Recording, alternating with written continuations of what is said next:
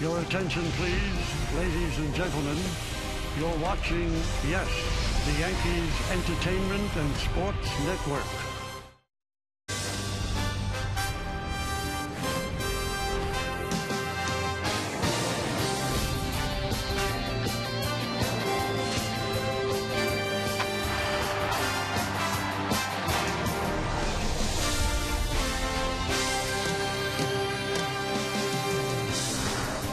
It is a gorgeous, gorgeous March afternoon here in Tampa, Florida. And look who's back. It's Tino Martinez with his old buddy Derek Jeter. And also with Joe Girardi. Tino's now the hitting coach of the Miami Marlins. New York Yankees baseball is presented by Verizon Fios. It's the New York Yankees against the Miami Marlins in an exhibition game from George M. Steinbrenner Field here in Tampa, Florida. Hello, everybody, and welcome to Yankees baseball. Along with Paul O'Neill, I'm Michael Kay. Spring training, you try to find things out, and the Yankees are really anxious about today's game because the starter of today's game is going to be CC Sabathia. It's his first game starting against anybody other than the Yankees this spring. You see the resume there. You see what he did. This is a first spring training start. He was on the DL twice last year. 15-6, 3.38 ERA in the regular season. Had a good playoffs. He had surgery on October 25th, 2012, and he's already thrown 2 simulated games this spring. Paul, we know he's the ace of the staff. How much do they need him to be the real CC Sabathia this year? Well, I mean, obviously your ace of your staff is your most important pitcher. I mean, pitching is their strong point right now. With all the injuries, you don't know how you're going to score runs. But if you have good pitching, you're in the games. I mean, after an injury or a surgery that he had, it's very important that he gets off, extends, throws some pitches well, and I tell you what, it'll be a big relief to the coaching staff if he throws well today. Yeah, he's the ace of the staff, and the Yankees are really going to lean on pitching this year. Let's take a look right now at the Verizon Fios pitching matchup. You've got John Maine, who was actually in the Yankee minor league system last year, 8-5, 4.97. We told you what Sabathia did. So a good matchup here this afternoon in Florida. We are ready for baseball. CC Sabathia is ready, and in his first broadcast of the year, O'Neill is ready as well. When we come back, lineups, first pitch, baseball, next on Yes.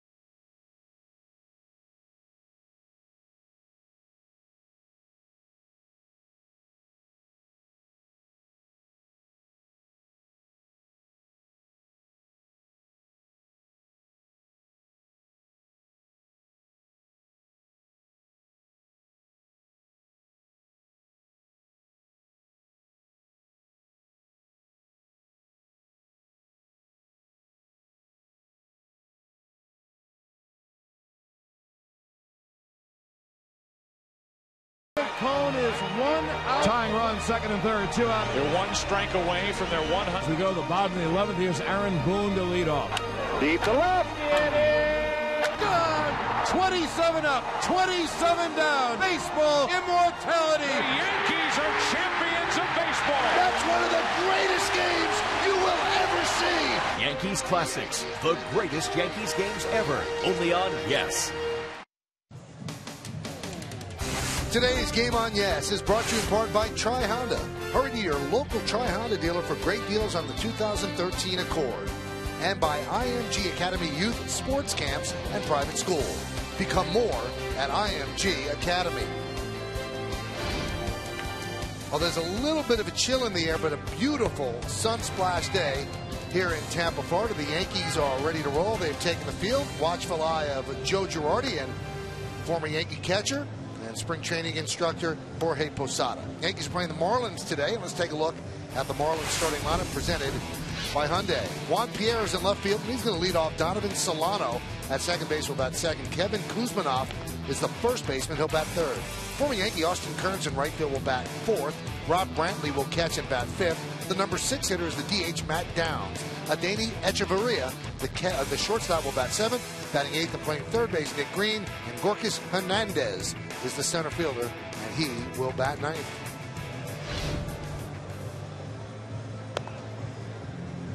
CC Sabathia has finished his warm-ups, and this, as we mentioned at the start, his first spring training start. That's what he did last year.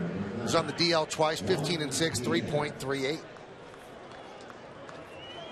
Now let's take a look at the scouting report, Paul. Well, he's thrown a couple simulated games, but this is his first start. A lot of anxious people over in the dugout after a little minor surgery. Staff ace. When you think of the Yankees pitchers, you think of CC Sabathia.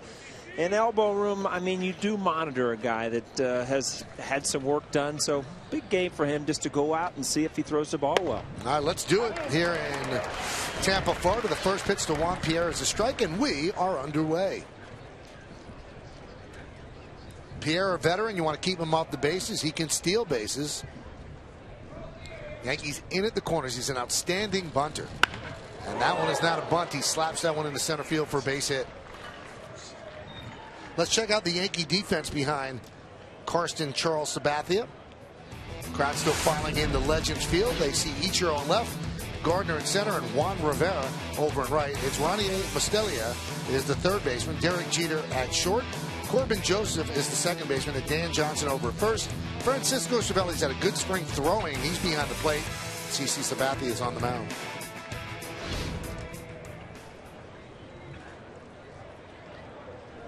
Here is Donovan Solano. So CC works out of the stretch, and Pierre goes. Ball is fouled away. The Marlins are going to have to play ball like this. They're going to have to move runners. They traded away a lot of the team during the offseason to the Toronto Blue Jays, and they have a new manager, Mike Redmond, new hitting coach, Tino Martinez, and they're going to have to put runners in motion and try to hit the ball through the vacant hole. There's just not that much pure talent on this team, and without Giancarlo Stanton, who is with the WBC team in the USA, they don't have their best player. Well, you see what has happened too, and you got a young, a future star Solano up there, but you know Pierre has a great jump, and as a second hitter, you have to give him an opportunity to steal that base, and if that's not a hit and run, you have to take that pitch. He could have walked into second there.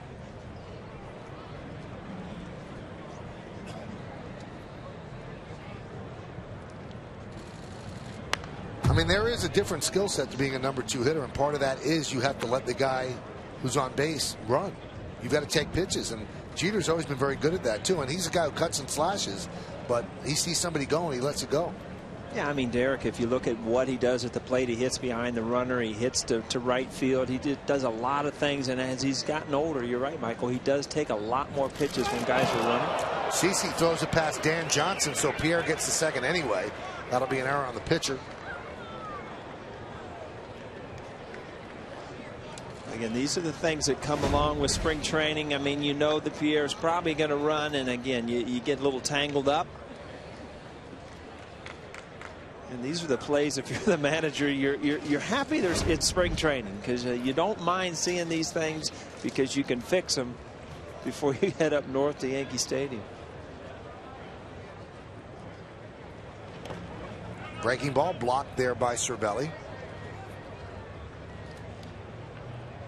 It doesn't take long. I mean, you wonder what you're going to get out of CC Sabathia really on his first start. Is he going to, you know, stay with his fastball? But, you know, you're seeing breaking balls. You're seeing his fastball. So, you know, if he shows you everything he has, then obviously he's not having any problem with his arms.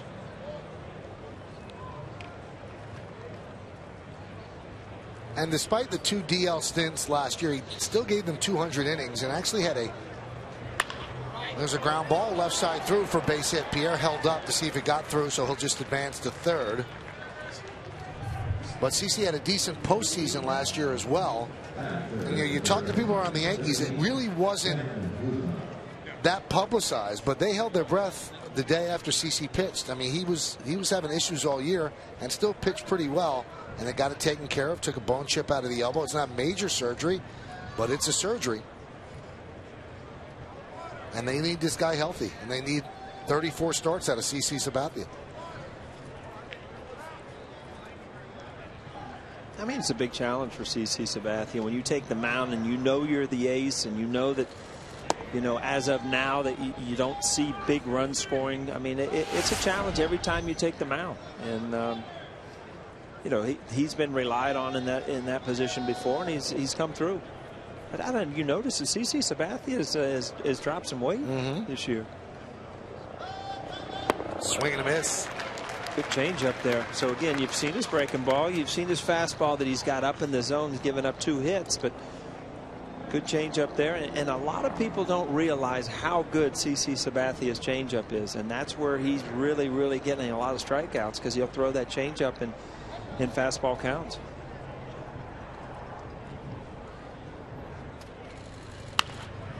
Fouled away. Yeah.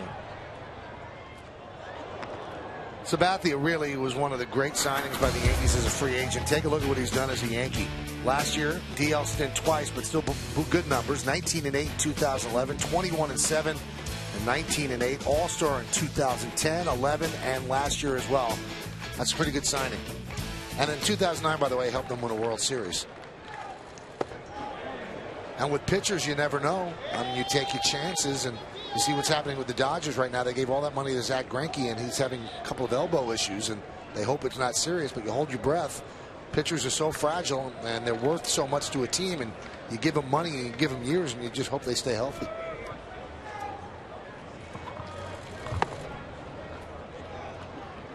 Count 3-2.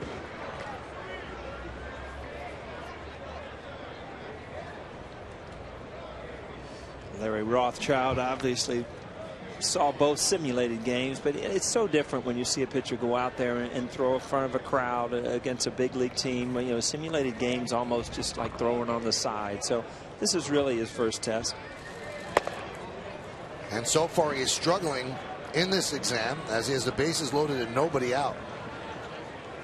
Well, I told you there's a little bit of a chill in the air, but still a nice day. Let's look at the game time weather conditions brought to you by Toyota.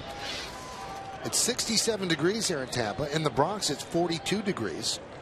It's mostly sunny here. It's mostly cloudy there. What's it like in Cincy, Paul? You know, it's probably very close to the Bronx, minus about 10. So it's probably 32 and mostly gray and cloudy. If that's a text poll, which one are you taking, Mike? I'm taking the 67. So the base is loaded. CC going to try to work out of a jam here. And the cleanup hitter, Austin Kearns, is up.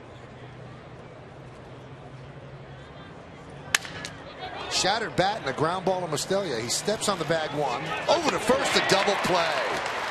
Juan Pierre scores, but CC got exactly what he wanted.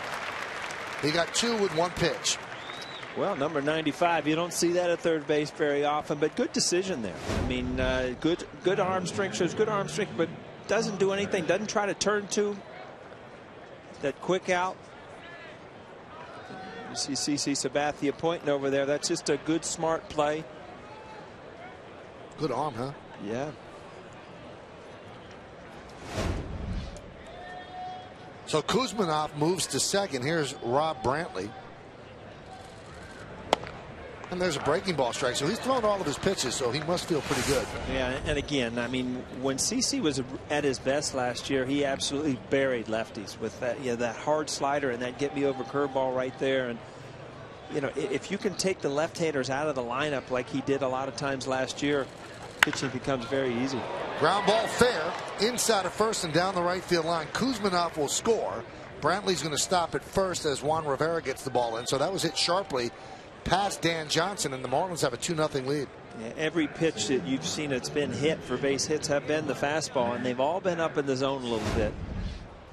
Tries to get this ball in, but again, it's a fastball out over the plate and up in the zone, and those are the pitches that get hit. You're not overpowering at this point. And you face a young team. A lot of young teams love the fastball, and if you give them something to hit, put a good swing on it. There's a fly ball center field off the bat of Matt Downs. And making the catch is Gardner, and that will do it. But the Marlins scored 2 runs, 2 hits, 1 error, and 1 man left. Marlins 2, Yankees coming to bat.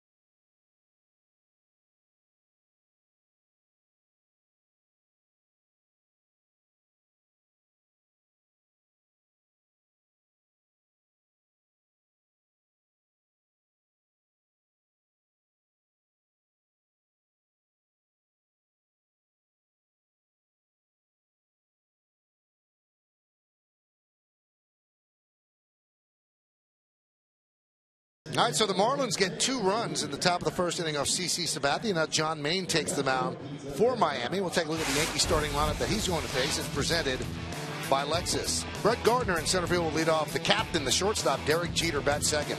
Batting third, playing left field, Ichiro Suzuki. Travis Hafner, the DH, will clean up. Batting fifth, playing right field, Juan Rivera. Francisco Cervelli will catch. He's going to bat sixth. Ronier Mustelier is going to play third base. He'll bat seventh. Batting eighth and playing first base is Dan Johnson. And Corbin Joseph, the second baseman, will bat ninth. We're going to have you say the Yankee third baseman's name at some point. You know, I've been staying away from a lot of the Marlins names, and especially number 95 over third base. So, you start picking me up earlier this year.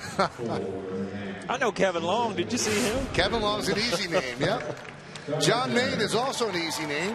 He spent last year with the Yankees farm system, AAA. This year, this spring, 3 games, 1 start. He's pitched well. And let's take a look at the scouting report, Paul. You know what? You're like stealing my scouting report. He's looking for a spot here. You already said that he's had surgery. Last time he pitched is from 2010, and he has bounced around to a lot of teams. A lot of people in New York remember him with the Mets. Here's Brett Gardner, and that one is bunted foul up onto the screen. Take that personally when I do a lot of work on this scouting report. You know, I should know what's in your scouting report. Bad job by me. We're getting off to a tough start here. We're only in the first inning. Brett Gardner's had a very good spring. It has been a tough start for him. He missed most of last year with injuries. He's very important for this Yankee team. And Paul, with the loss of power, even before the injuries from this Yankee roster, they're going to have to play the game a different way, and a guy like Brett Gardner becomes very, very important. Well, even last year when he was out and they were hitting all the home runs, it was, if you came to the ballpark, you missed watching him play. I mean, you missed stolen bases, you missed triples, you missed the speed in the outfield, and it's a fun part of the game. And if they can add that, then it's going to give Joe Girardi a lot more options to try to score runs instead of sitting over there waiting for a lot of home runs.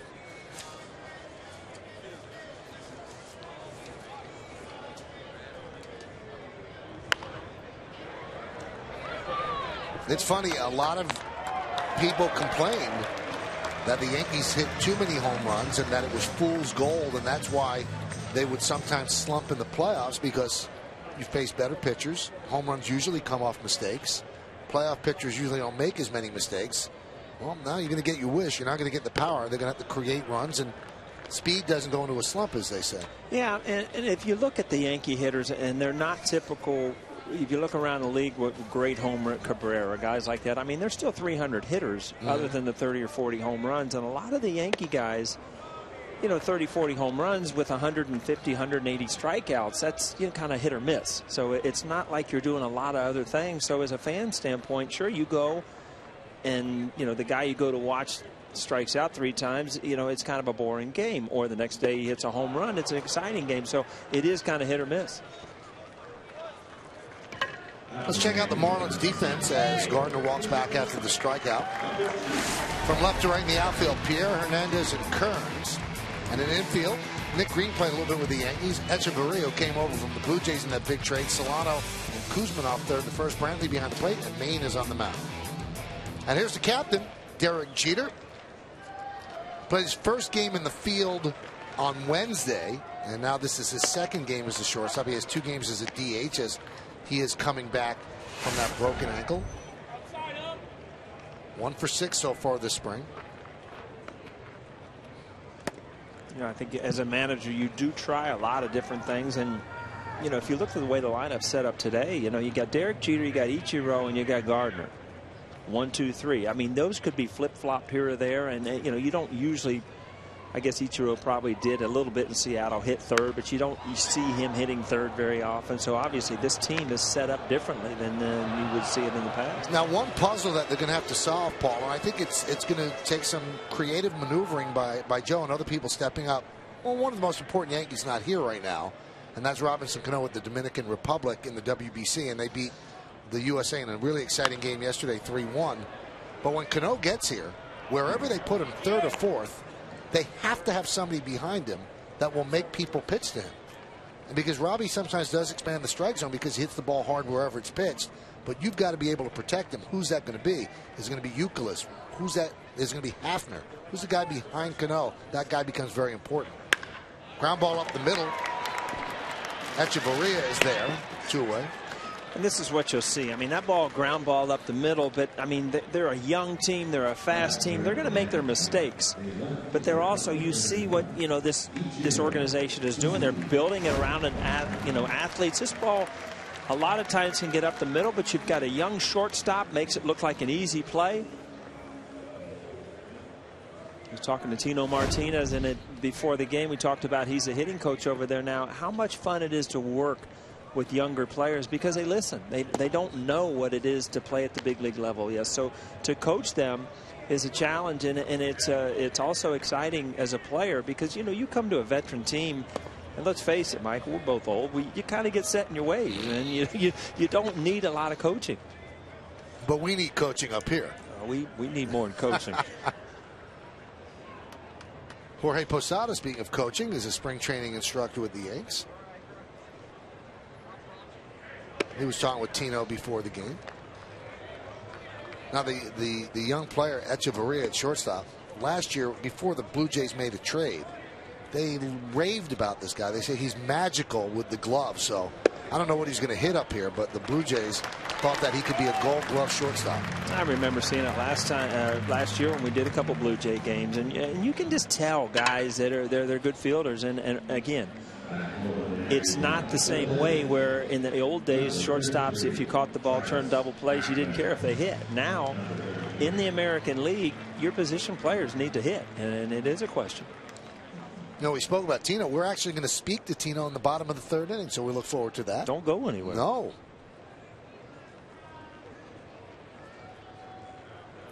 Here's Travis Hafner. Now, did you notice, Paul, and you probably were too polite to ask, but I did ask, Tino's sporting braces. Braces? On his teeth. I saw. I said, what? Where else would they be? Oh. I said, well, what's the deal? He goes, I had something wrong with my tooth in the back, and I have to have braces for 6 months. I said, how is it? He goes, it is the absolute worst. He had a bad tooth, so he just fixed them all. Fixed them all. Joe Girardi had braces for like a year and a half. Yeah, when it was because his daughter had it and he had it like sympathy braces. All my kids had braces. Really? It's just all the kids, they all had perfect teeth. Expensive perfect teeth. Exactly. And they, you know, did you have braces, Dad? I said, no, I didn't have braces. Mom and Dad were broke. They didn't have enough money to put braces on all the kids. If you were close, you just went to school. Count 2-0 on Hafner. Now 3-0.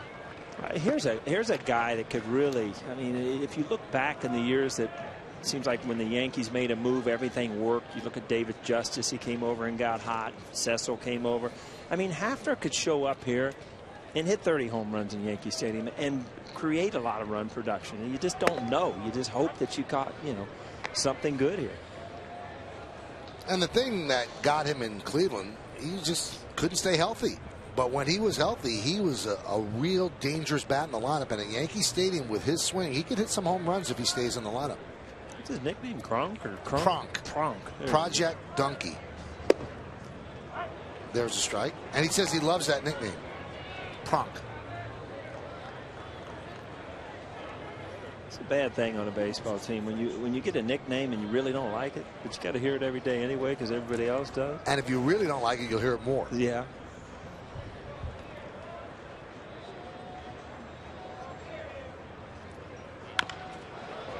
Grounded softly back to the mound. Maine over to first, and that's going to do it. No runs, no hits, no errors, 1 man left. There's 1 in the book here at Steinbrenner Field. It's the Marlins 2 and the Yankees nothing.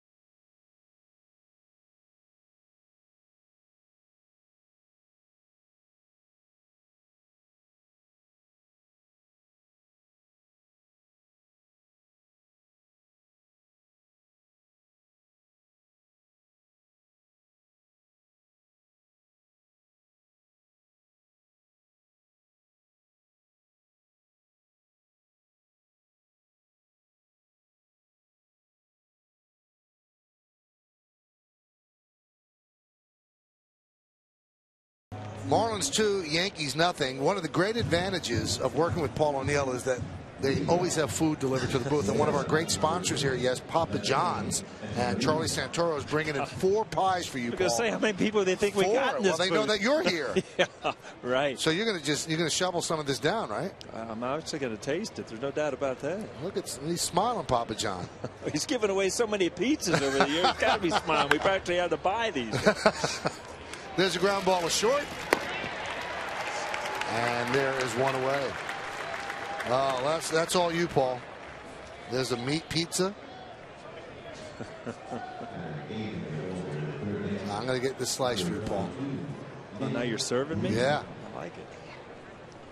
Thank you. You got it. Very good. Well, we thank Papa John's and we thank them for being part of the Yes broadcast Hey, let me as well. have that pepper, too. Those are kind of cool. Look at that. Oh. Not everywhere do you get a pepper with your pizza. Now, I don't know if I'm going to have you for the whole game. Nick Green takes low, 1-0. So thanks to Charlie and to Papa John's.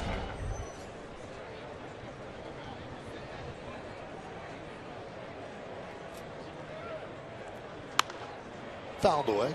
I'm kind of working for the tie up here, Michael. Vic, who brought me a protein shake from the locker room. Now I can eat some pizza, and I've evened everything out. Right? You know what? That's what we do in life. We play for a tie. That's right.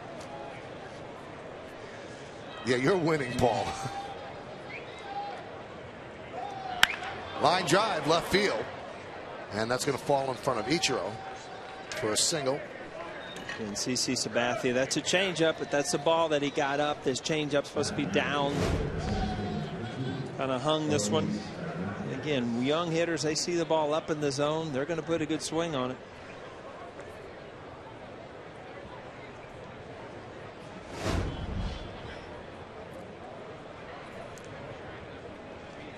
Here's Gorkis Hernandez.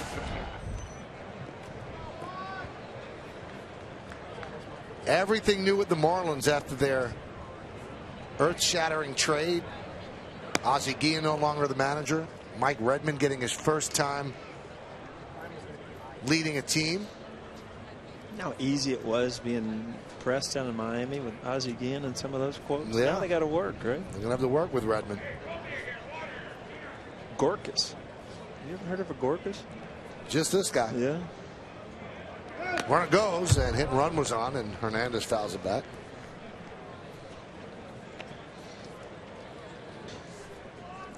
Let's check out the Marlins scouting report, brought to you by Tri Honda. Well, it's a fire sale. There's no doubt about it. Everybody knows about the trades. It started with Hanley Ramirez last year in the middle of the season, and it continued. NL East baseman. I mean, this is probably, they finished their last place last year, and they'll probably be there again this year. And a new skipper, we talked about it, Mike Redmond, is the next catcher down there as the new manager. So a bunt single by Hernandez, beautiful bunt, and Mustelli made a pretty good play, but Hernandez just has too much speed, and that puts runners on first and second with one out.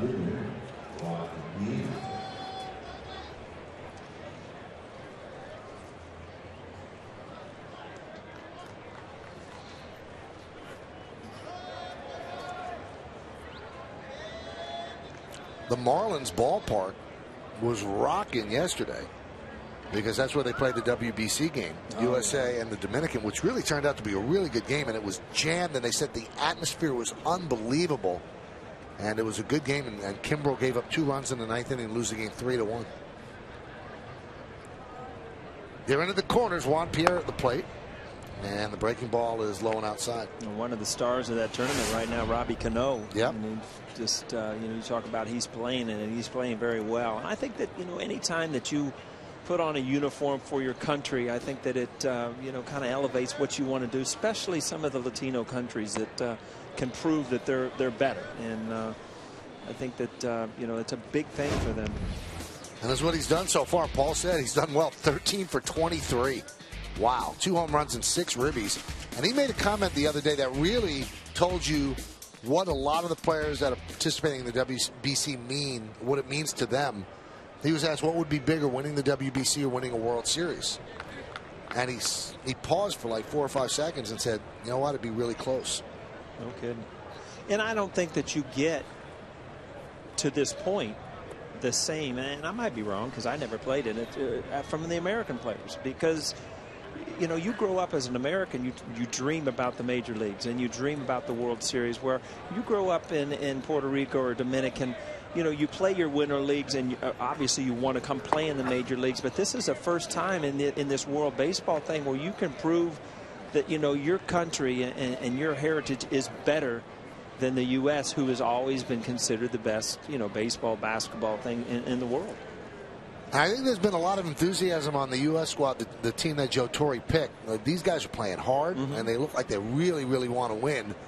And you could just see from that game, the game that they won against Canada, they're really into it. Pierre, right out on the hands, right back to Sabathia. He gets the force at second. That's all they'll get. Pierre's too fast to double up. Would you have liked to play in the WBC? I think one time, I think everybody would. And you look at this pitch, and this is where you want that ball to a lefty. If you either throw the slider away or you get that fastball in on their hands. Good pitch by CC Sabathia. You see he was a little frustrated there. He threw the ball to the wrong side of the base, so there was really no chance to turn 2. But back to your point, Michael, I think it would be cool because, again, we're talking about this, and I don't know because I haven't played there. It'd be neat to think back of playing in something like that. Here's Solano, first and third. Pitch outside.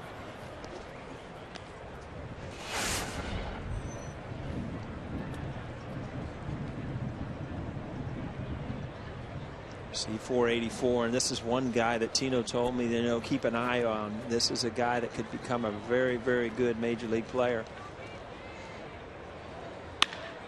Hit sharply to second. Joseph catches it in the air, and that will do it. So Solano hit the ball hard. No runs, 2 hits, and 2 men left. Let's go to the bottom of the second inning.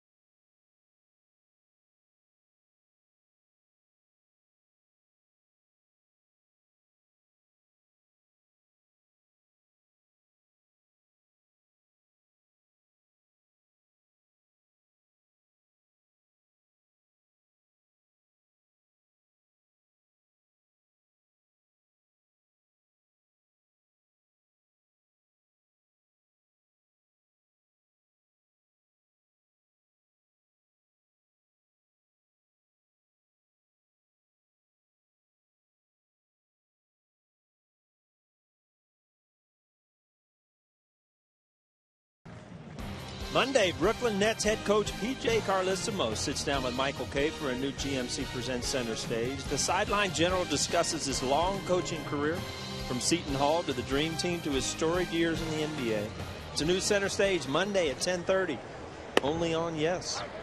There's a strike to Juan Rivera. It's a good show. He was really good. He's a great interview and great talker. He has great stories. He was an assistant coach on the Dream Team. Yeah, the original Dream Team. Now, was this interview done before he took the reins over again in the NBA? Or No. We did it last week. Oh, that's awesome. Yeah. Juan Rivera's had a very good spring at the plate, and they're trying to see if he can play some first base with the injury to Mark Teixeira. He's in the outfield today. But he's trying to catch on as a righty bat. He came to camp to try to become one of the righty bats off the bench, but now a more regular role has opened up. And there were reports yesterday that although the Yankees were investigating getting Derek Lee to come out of retirement, he has turned them down. He does not want to play anymore. Didn't play last year.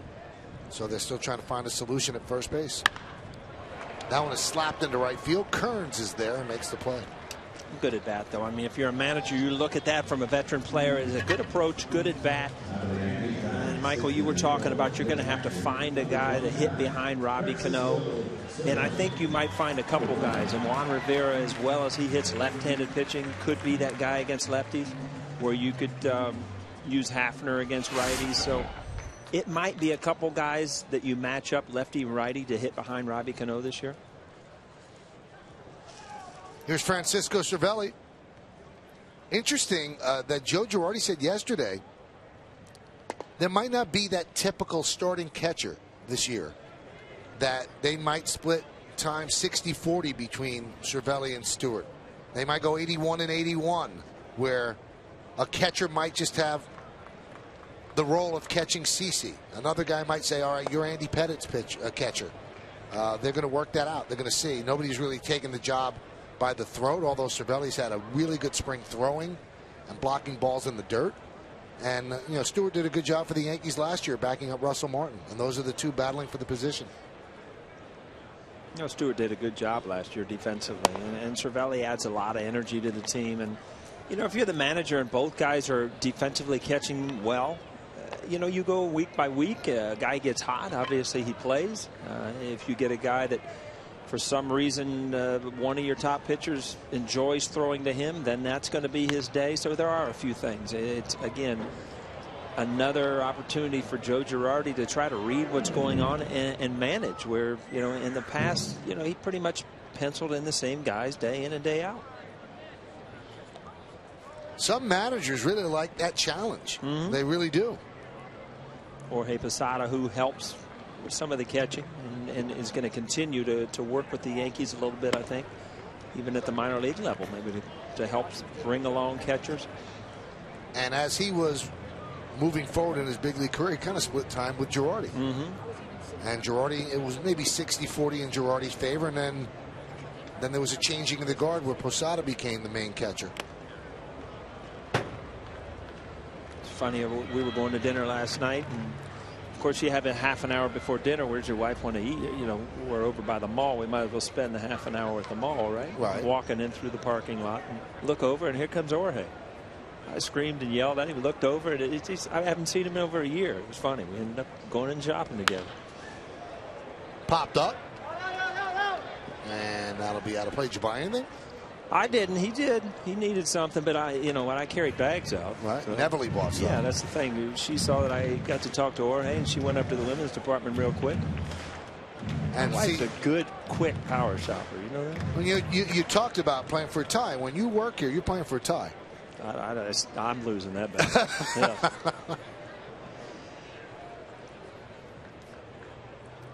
And the 3-2. High fly ball, deep left. Pierre back. He's on the track. He's at the wall. See ya.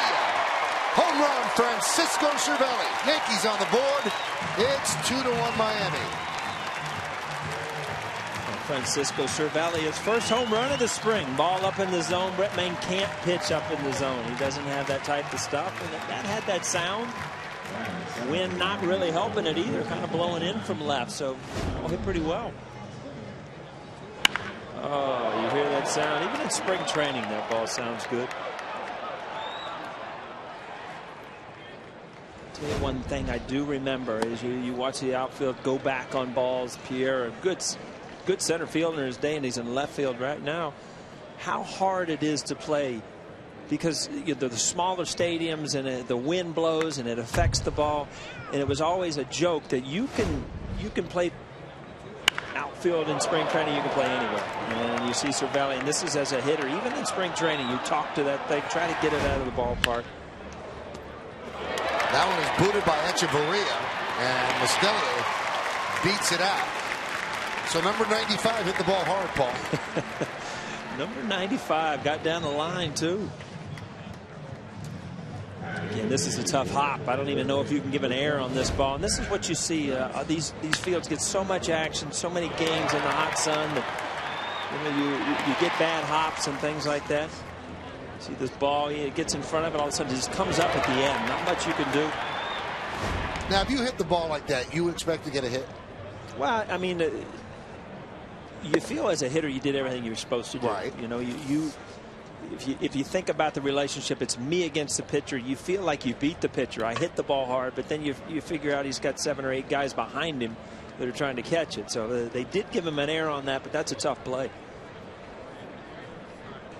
So Mustelio leads off with 1 out. Now, I've heard a lot of people talk about how tough it is to play the outfield in spring training. A lot of it has to do with the people I've spoken to, and you could speak to this, Paul, that professional athletes in the major leagues are used to an upper deck, which almost serves as a background for fly balls. Here, there's one deck. I think there's one spring training site, and that's in Atlanta, that has a small second deck. And what's usually a background for a fly ball is now just sky. Yeah, it's like going back to the old high school days where, they call the high sky, and Florida has a lot of it, blue skies, and the wind really affects the ball, where in the circular stadiums, the big stadium, the wind doesn't affect the ball as much. There we go. We're off to the races, Michael. We got guys running all over the place. So Mustelio got a good jump, and Brantley made a throw, I think, from his knees, but kind of sailed high.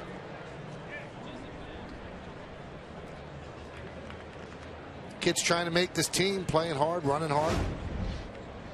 And those are all on your own. Joe Girardi will give guys, especially in spring training, everybody, pretty much on your own as far as running, if you can get a jump. So, if you're a player and you are trying to make a team, you take every opportunity to show what you can do to help this team. Beating out the air and then stealing second base. I mean, Joe Girardi's keeping these things in the back of his mind where, this guy could help me here, help me there. Dan Johnson's trying to stick as a first baseman on this team, but his offense not helping him. He's 1 for 21 this spring, and this will make it 1 for 22 as he flies out the Kearns. Mustelio tags and goes to third. Boy, that's tough. First base has opened up for you to play at least a month and a half, and Dan Johnson's had some success in the big leagues, and he's trying to win a job. He goes 1 for 22. Yeah, and it becomes the same thing it becomes during the year. You see guys get in slumps, and it becomes a mental thing, and you try to force it. And even in spring training, as soon as you try to put a little pressure on yourself to do better and force things, it just kind of snowballs. Here's Corbin Joseph. And a strike.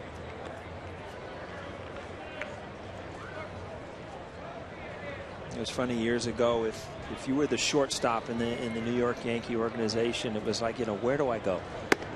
You got Derek Jeter ahead of me. Where do I go? And right now you're looking at the second basemen. If they end up coming up and ready to play in the major leagues. I mean, Robbie Cano was one of the best players in all of baseball. Where do you go if you're a good second baseman in the Yankees organization?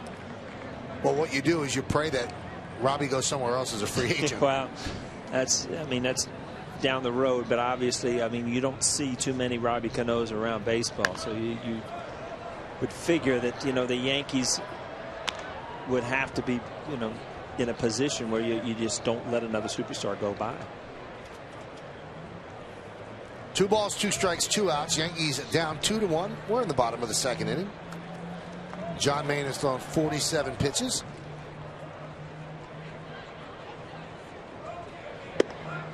Missed outside.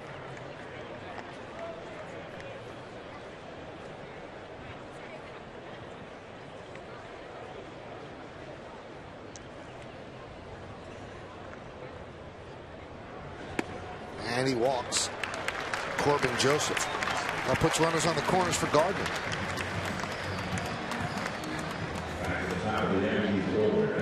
I used to always like looking back at these at-bats here. These at-bats, even in spring training, when, even as a veteran, where you know that you're just trying to get ready for the season, you get an at-bat like this, 2 outs, men in scoring position, it almost gives you enough adrenaline where you can really concentrate and put yourself into an at-bat and put yourself into the season, where it's just not another, at-bat, one of my 50 that I'm going to get before opening day. At-bats like this still kind of get your juices flowing, where you can put together something good. Brett Gardner pops it up. Echeverria will make the play, and that will do it. But the Yankees get a run here in the second on that swing. Francisco Cervelli goes yard, puts the Yankees on the board, and we'll go to the third. 2-1 Marlins.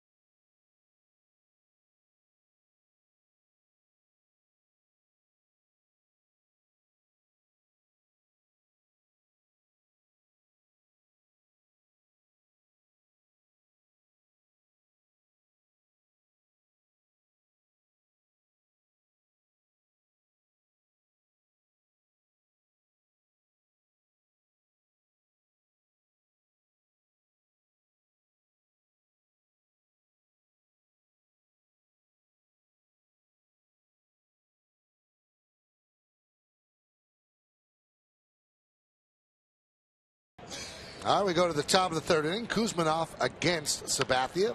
First pitch is foul back. In the third inning, Paul, we check in with Meredith Morakowitz. Did you know that? The Rock? Yeah, the Rock is here. She's way out there. What's up, Rock? Hey, guys. How you doing up there? Is it as cold as it was Wednesday? No, it is lovely here. It's a beautiful afternoon here in the outfield, so I'm not complaining about being out here today. Kuzminoff scoops one to right, and it's a base hit over the head of Joseph for Kuzminoff. All right, so there's some questions, Meredith, about Phil Hughes. I know he's had a good couple of days. Does that translate in him being on the opening day roster, you think?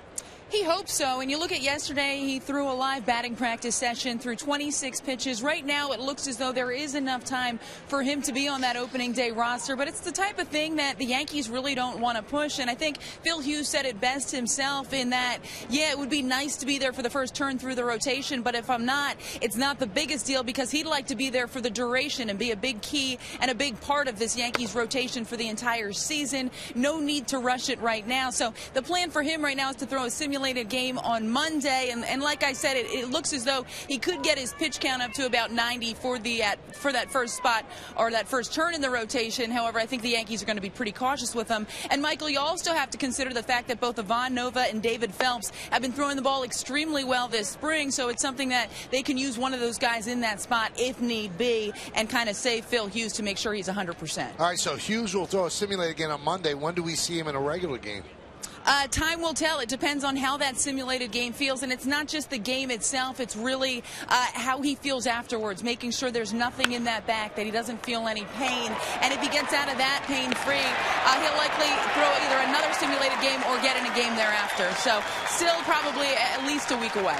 Meredith, did you start talking faster when we got that double play? Did you feel like you had to get some things in there? Well, I mean, I don't want my time to be cut short. You do the same thing, Paul. So Jeter turns that line drive into a double play as Kuzmanov got too far off the back. Tell me about Boone Logan. He's such an important part of that bullpen as that lefty, first lefty out of the pen, or really the last line of defense. What's his situation? He hasn't thrown in a game yet. He really is, and you look at the fact that Clay Rapata is having some troubles with his arm as well, makes him even more important knowing that they really don't have that lefty, especially the way they relied on Boone Logan last season. I spoke with him the other day. He feels fine. That elbow feels fine, and he's expected to throw a simulated game tomorrow, so depending on how he comes out of that, you'll see him in some real games coming up soon. Yankees gave out some minor league awards.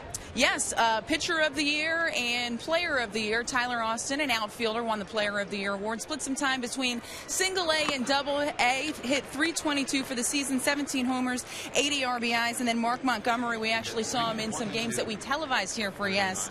He split some time between Single A and Double A as well. 15 saves, 7-2 on the season with a 1.54 ERA. So two players that the Yankees are certainly keeping their eyes on and expecting some great things out of in the future. Good stuff, Meredith. We thank you so much. No problem. Talk to you guys later. Meredith, I can see you all the way out there. With that jacket, I can see you even without the camera. Huh? It's pretty cool. You know, I did it all for you, Paul. I just wanted to make sure you could find me. It's like, where's Meredith in the stadium? Where's Waldo? Well, thank you very much. Anything for you. We're going to hear from Meredith later. She'll catch up with CC Sabathia when he comes out of the game. And those two guys that won the award, the Yankees are really high on Montgomery. You might see him sometime during the season. And Tyler Austin, one of 3 Yankee outfielders that happen to be in Baseball America's top 100 prospects in the game.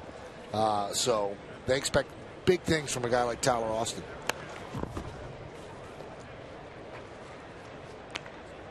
Remember back when you were a prospect, Paul? Yeah, and you really took that serious, too. I remember there was a publication of prospect, whatever the name of it was, and I got to take a picture with Cal Daniels, who was another prospect in the Reds thing. And I tell you what, that's a big honor, because you feel like at least it's noted that somebody thinks that you're going to have an opportunity to play in major leagues.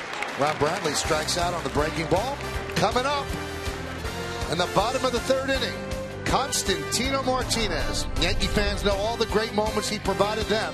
Now he's a batting coach for the Marlins.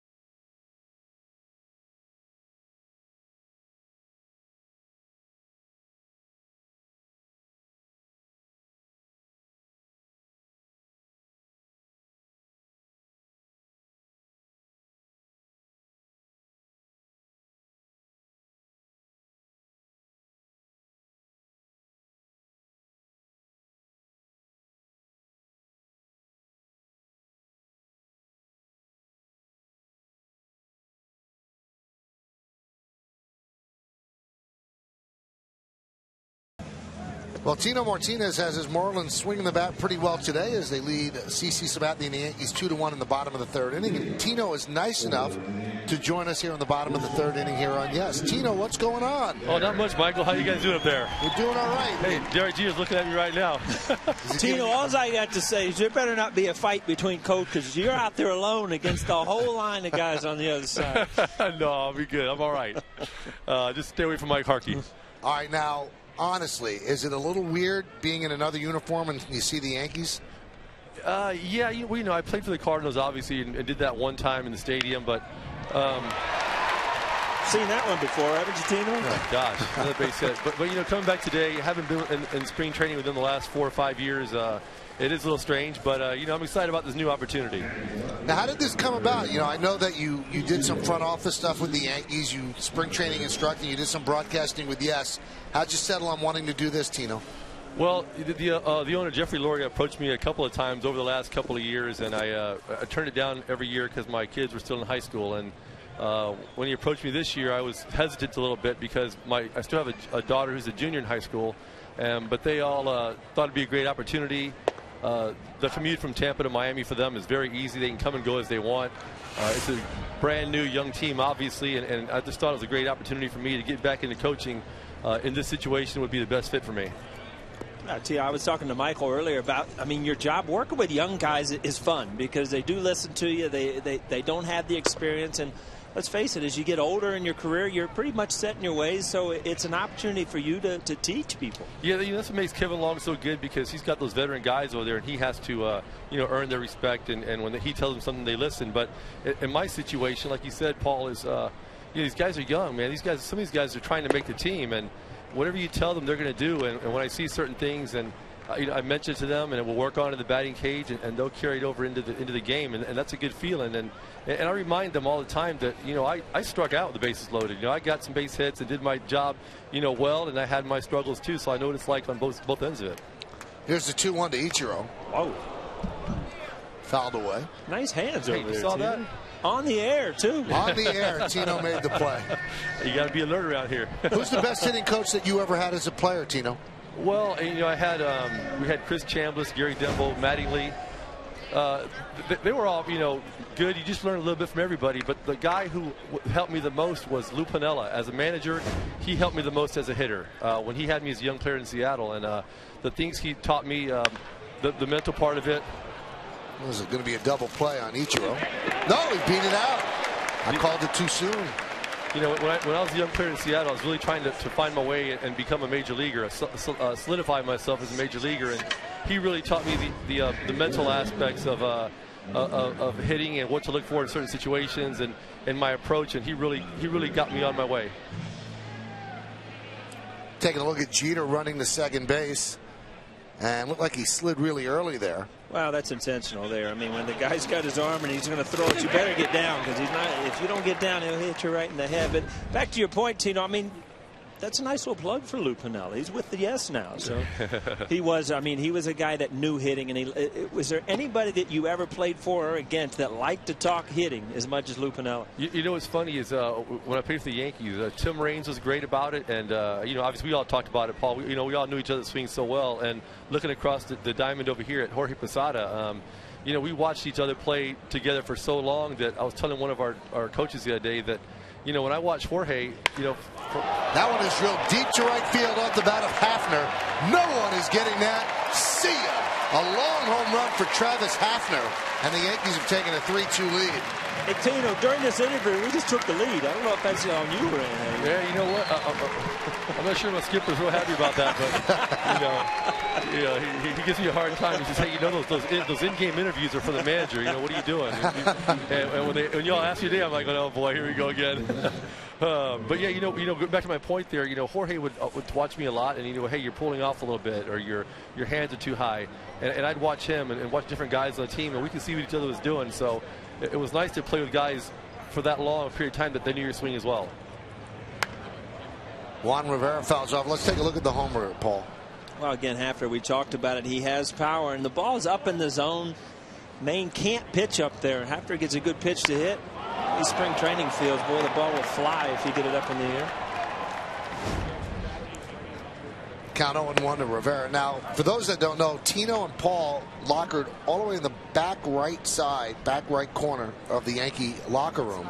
Could you have been a hitting coach for Paul O'Neill? I mean, you're pretty much a psychiatrist back there, but could you have been his hitting coach? Heck no. You know, it's funny that it was like I was either hot or I mean, we've never hot together, so I was either trying to help Tino or he was trying to help me. There was never a day where we both had good days, it seemed like. No, never. But, you know, we would just look at each other and shake our heads about Bernie. You know, it was easier. Yeah, but the thing about Paulie, he knew his swing so well, and he watched so much video on himself that he knew exactly what he was doing wrong and how he had to correct it. But his mechanics were always so good, not just from working in the batting cages, but all the time he spent out there in right field working on it. So. That's right. Hey, you don't want to let extra idle time. You can work, Tino. But he was easy, and it's just encouragement. Mainly encouragement when Paulie and I were real hard on ourselves and real intense, and I knew when he was going bad when to talk to him, when not to talk to him, and when to tell him, hey, Paul, you hit the ball hard, just something encouraging to give him a little bit of peace of mind, if that helps. I still hate to hear that. You hit the ball hard. That means somebody caught it when you told them that, right? I do that now with these guys on my team. I tell them, I say, you know what, they'll line out somewhere, and a kid trying to make the team has been 0 for 7, and he's hitting the ball hard. I said, I'm not going to tell him anything. And then three innings later, I go up to him and say, hey, listen, I know you don't want to hear this, but you swung the bat well. You're hitting the ball hard. Take it for what it's worth. and I get out of the way. Yeah. At least you know when to talk. And Michael wasn't real good at that. He talked to you when you didn't want to talk to him anyway. And now we can't shut him up, Tino. How good is he on the air? He's great. He's great. Now, is this a precursor to one day becoming a manager? Is that something that you would enjoy doing, you think, Tino? I don't know. I'm going to wait and see how this year goes. And, I'm really excited about this opportunity this year. And see if I enjoy being away from home and the whole schedule again, and see how that goes, and kind of reevaluate at the end of the year and go from there. The 2-1. I took a picture of you before the game in the Marlins uniform, and I tweeted it out, Tino, and a lot of Yankee fans say, hey, the Yankees need a first baseman. He looks like he could still play. That'd be great. I wish I could still play, but, I've been out of the game so long, and it's tough. It's a tough game, man. Fly ball, right field, deep. Kearns back, still back, track, makes the play. Good play by Kearns. Tino, it's been great catching up with you. We wish you the best of luck in this new job. We'll be rooting for you. Thank you guys very much. Good talking to you. All right, that is constant Tino Martinez. And he was on the mic when this happened. Travis Hafner went yard. That swing, a 2-run blast.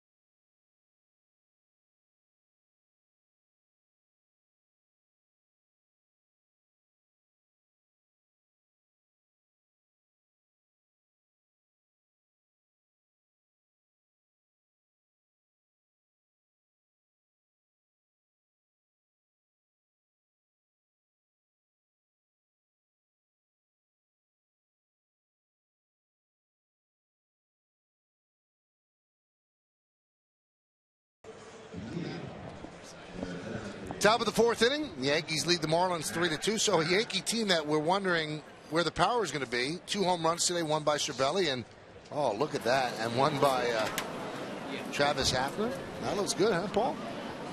You know what, Michael? I'm on a diet this year. I'm not going to eat all this food. I'm getting sick of all your.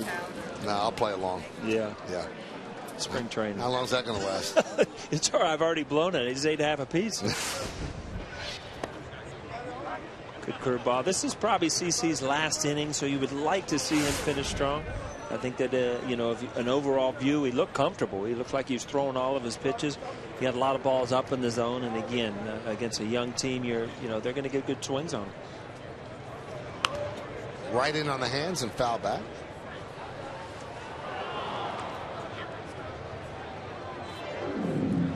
Paul, I noticed something today. I just noticed at this moment, you got a big boy phone. You got rid of your little flip phone, and now you got a real phone. And you talk about issues. I've got a few issues with it. It's this thing it does what it wants and not what I want it to do half the time. Swing and a miss. And Matt Downs is down on strikes. Hey, individual game tickets for the 2013 season are now on sale at Yankees.com and through Ticketmaster. Get your tickets today to see the Yankees take on the American League, as well as some great interleague matchups, including the Dodgers, Don Mattingly's team, and the Giants, the world champions. And don't miss the 67th annual Old Timers Day on Sunday, June 23rd. To purchase tickets, visit Yankees.com or call Ticketmaster at 877-469-9849. That looked like such a cool series. I was actually going to go. I haven't been to California since I retired. Neville and I were actually going to go out and do that Dodgers series, but we lost a couple of the games, so I didn't do it.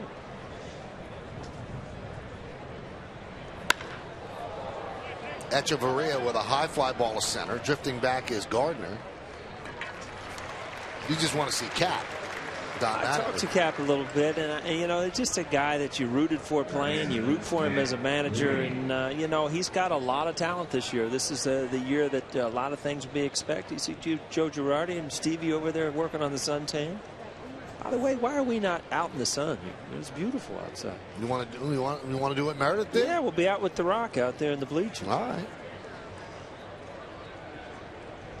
Nick Green at the plate.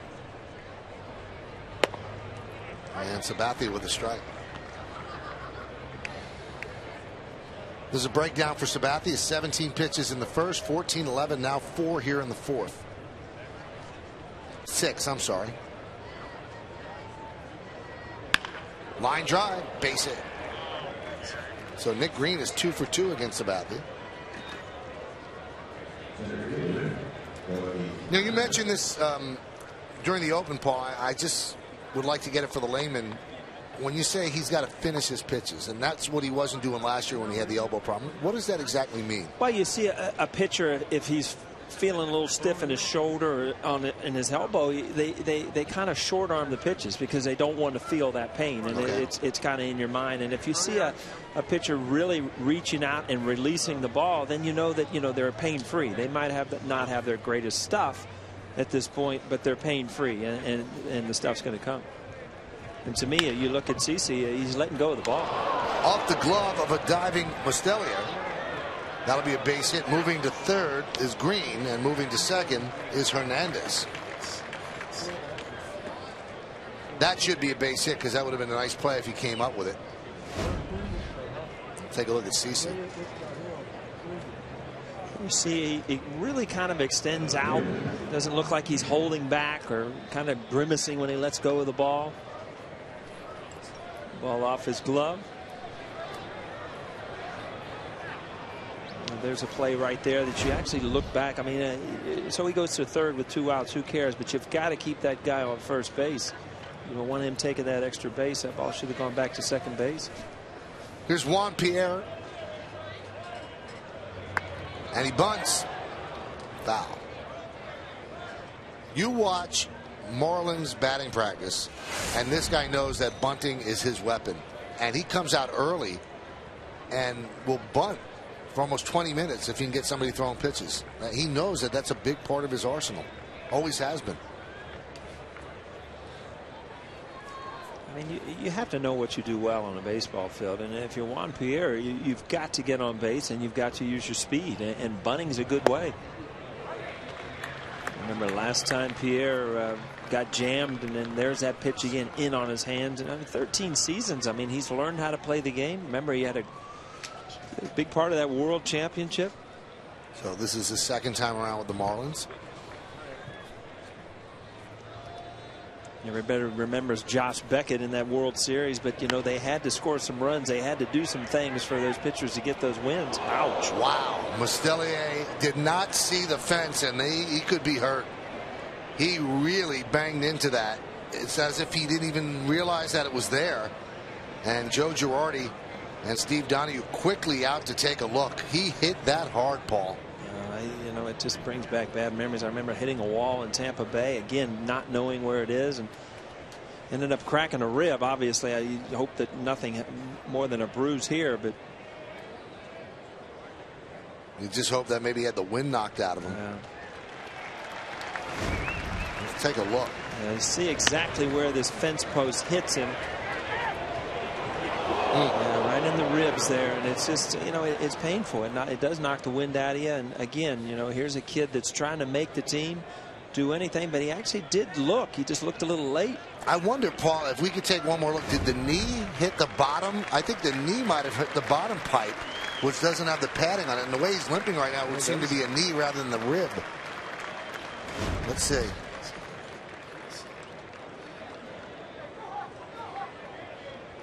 Yeah, it's definitely his knee against that bottom pipe.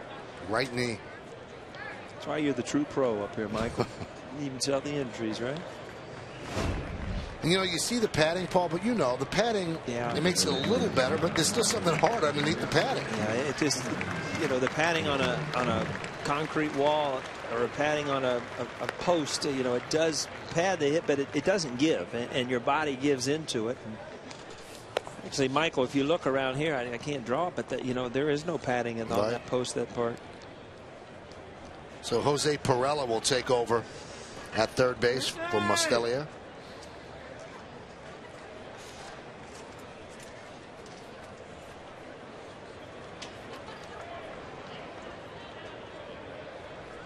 Runners on second and third. Count 0-2 on Pierre.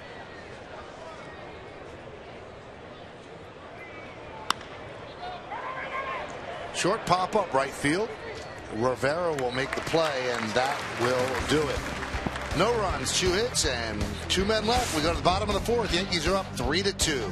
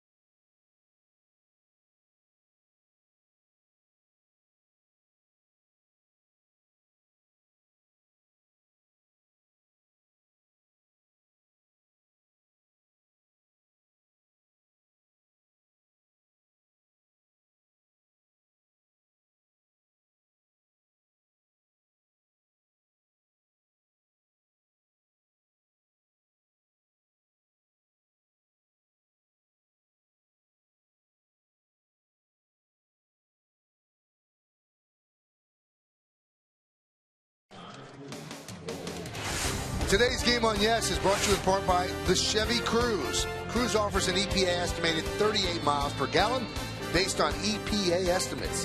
Visit fueleconomy.gov for details. Pretty nice day here in Tampa, Florida.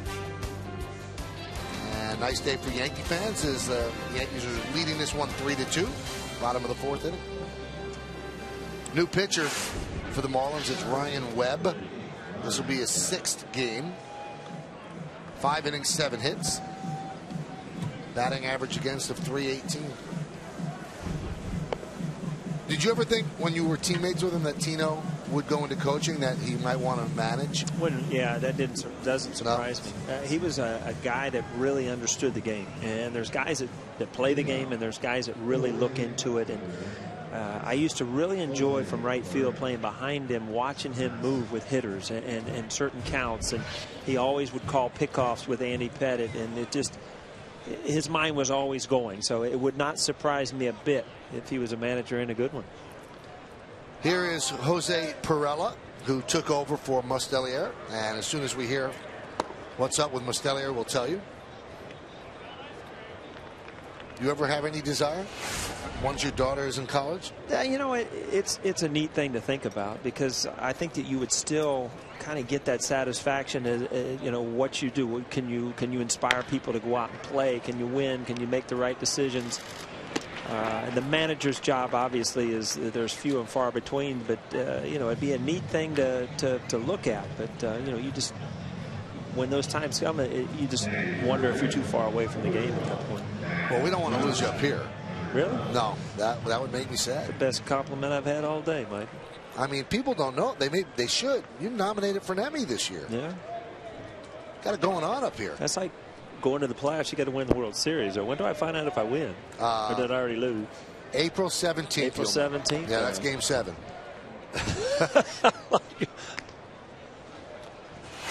And you're going up against Flaherty. All right. That's one of your competitors.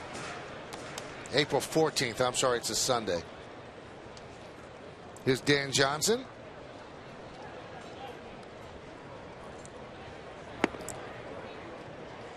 Count 1-0. Yeah, everybody works on things, and you see that's that two-seam comebacker. And when you're hitting in spring training, you know the pitchers are going through. They're going to work on all this stuff, so you really can't guess along with them. And you know, the sinker away, and then it's just, you know, you get your at bats in, but there's certain pitchers that you know are out there just working on certain pitches or certain things, and it's you know, it's hard to get it out of your mind when you face them in the regular season. Off-speed pitch here.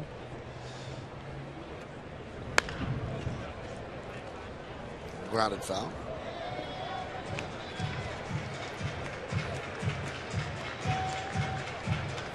You talked about the struggles of Johnson, and this is what happens when you struggle. I don't care if it's, you know, in high school, little league, major league camp, whatever. You always find yourself with 2 strikes. You haven't put the ball in play, and you already start feeling some pressure. You're at a 2-strike count.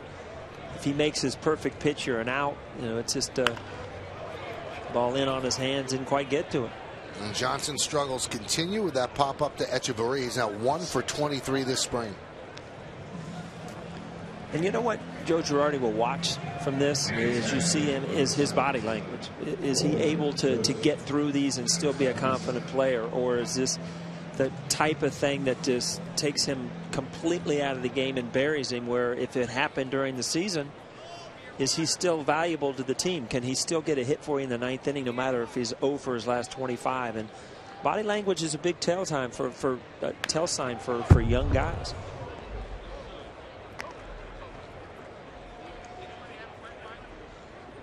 And also, slumping in spring is different for certain players. For guys trying to make the team, it's awful.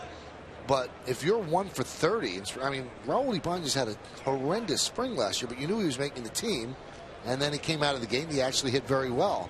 Some guys are just working on stuff, but when you have to make the team, you've got to get hits. Yeah, and it's so different. I mean, I remember being with the Cincinnati Reds where I was on that, you know, it felt like you get a hit, you make the team, you strike out, and it just changed every single day. That's a lot of pressure for a player.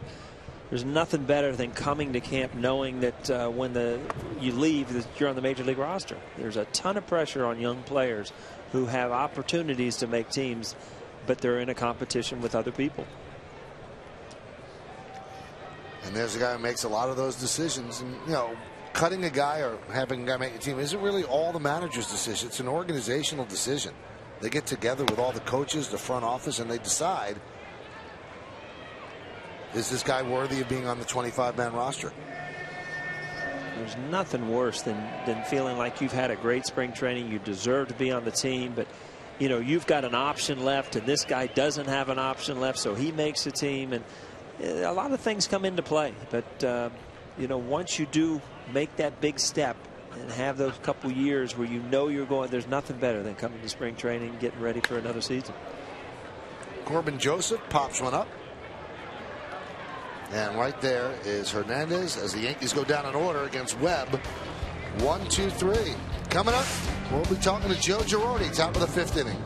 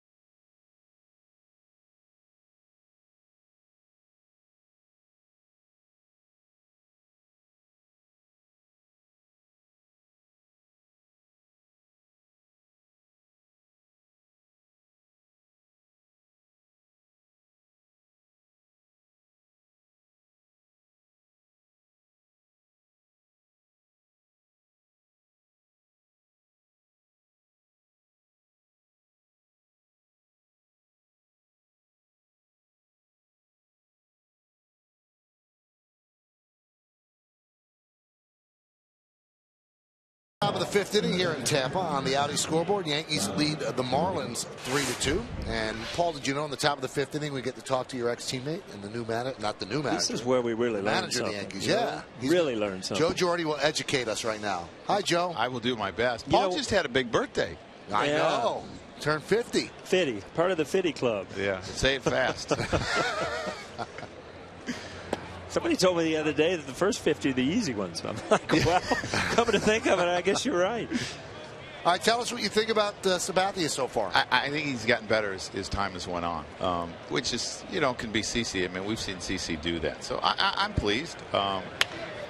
He's throwing strikes and he's trying to mix all his pitches. It's the first time he's been in this type of situation in spring training. He's thrown some simulated games, but I'm pleased. Are you looking for results at all? Or are you just worried, hey, I just want to be healthy at this point? Healthy is the biggest thing, because he's been a guy that has always been a slow starter in spring training. So for me, it's health, and really health the second day, how he bounces back. That one's popped up. Dan Johnson makes the play. Coming into the first inning, I kind of wonder, Joe, that is he just going to get his pitches in and throw mostly fastballs? But really the only pitches he got hit were fastballs up in the zone to a young team who's looking for. His curveball was good. He's thrown some good changeup, so he obviously is comfortable with his pitches. Yeah, he is. And the fastball, the location is really important, and it's something that you have to get comfortable with, and that happens over time. You don't expect a guy to be pinpoint his first start. Here's Kevin Kuzminoff. Swing and a miss. Nice changeup there. And the big thing for his changeup is that it doesn't cut, and you could tell by the swings that they have on it. That was a very good one. And we talked about that earlier. A lot of people, CC Sabathia is still thought as a power pitcher. Yeah. Fastball, good curveball, slider, but he gets a lot of outs and a lot of swinging misses with a good changeup. Yeah, and I think that's what helps him with his power, because he has such a good changeup and he has such good arm speed with it that it makes him somewhat of a power pitcher, even though he's probably not going to throw the 97, 98s anymore. But we'll see his velocity increase. I think he's been up to 92 today as time goes on in spring. This will be his 60th pitch, Joe. How much do you want out of him today? 60 to 65, Larry told me. You taking him out now? He's at 60. Well, no, we're going to let him. Michael, we'll let him finish this batter, and then that's up to Larry. I've seen you've delegated on a beautiful day like today. Huh? Well, yeah. Well, I'm on the headset right now too, so it's kind of. It'd be tough to get out to the mound. That's not a long cord you got. Well, it is, but they got it all wrapped up, and I'm not allowed to pull it very far. We had Tino on earlier, and you'd see Tino will cry. So if there's a team fight, the coaches, you're overmatched. You got a whole line of guys out there. Oh yeah, well we're home. And they had to drive 3 hours and 15 minutes this morning, so they probably brought the bare minimum. No, I asked Paul about this, and you were teammates with Tino. Did you think that when you played with him that he could be a coach or maybe a manager one day? I did, because of his love for hitting and as much attention that he paid to it. Popped up. Gardner is there. Joe, I'm going to leave him in one more hitter here just to see if he can get him out real quick. What do you think? Oh, I think Larry is too, because I haven't seen him move. Well, he's looking at you now. Larry, you just tell Larry to stay right there. He's got his clicker, so he's locked in. Do pitching coaches ever lie with the clicker, Joe, because they want the guy to stay in? No, because now in every stadium they have pitch counts. Yeah. So it's kind of hard to lie. And I actually trust his clicker more than anything else. Sometimes, though, he writes it down every inning and adds them up. And sometimes he writes on my papers, and I get a little upset at times or joke with him. Hey, how's the kid, Mostelia? He looked like he hit his knee. Yeah, he hit actually above his knee. I think he's probably got a couple bruises right above both knees, and we'll see how he is tomorrow. He's a tough kid, I can tell you that. 1-0 count on Kearns. Joe, this is the fun time of spring training. Obviously, it's going to come down to the last week, and this is kind of going to be unusual for you. You're going to have to make a lot of decisions. So enjoy yourself now while you can. Yeah, those decisions get tougher as we get closer to the end, because it's guys that are right on the cusp, and those are the hard send downs. And it does become difficult, and you hope that a couple guys really rise up the last couple weeks. There's a ground ball to short. Derek Jeter is there. And that will do it. 64 pitches, so he's got one more, Joe. He's not going back out. Thanks, Joe. Thanks, Talk guys. to you later. That is Joe Girardi. We're halfway through. It's 3-2 Yanks.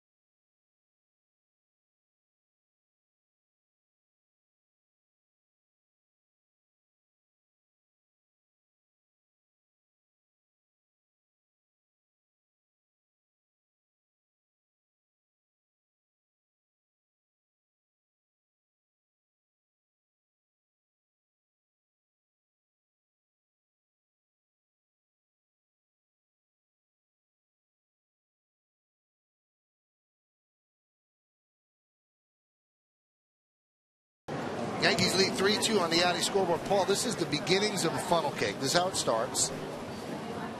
You know what, Michael, my wife actually loves those things. There is a point where you just draw the line and say, hey, and I'm not going to eat that. But obviously your line's a little different than mine. No, so Neville eats that stuff. Oh, she loves them. Not a little powder on it? Yeah. This started at the Ohio State Fair back in high school when we used to go together. You got one on a date and that's what you buy? Absolutely. That is a beautiful Christmas story.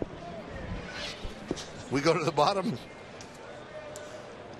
of the 5th inning. Ouch. And Brett Gardner skips out of the way.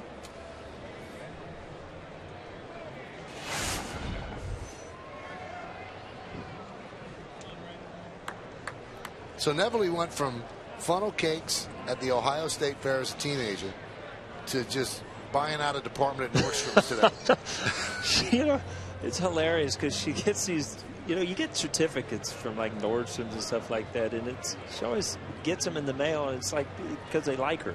I said, do you understand that, you know, you got to buy stuff to get these things? There's a ground ball a second. It's one away.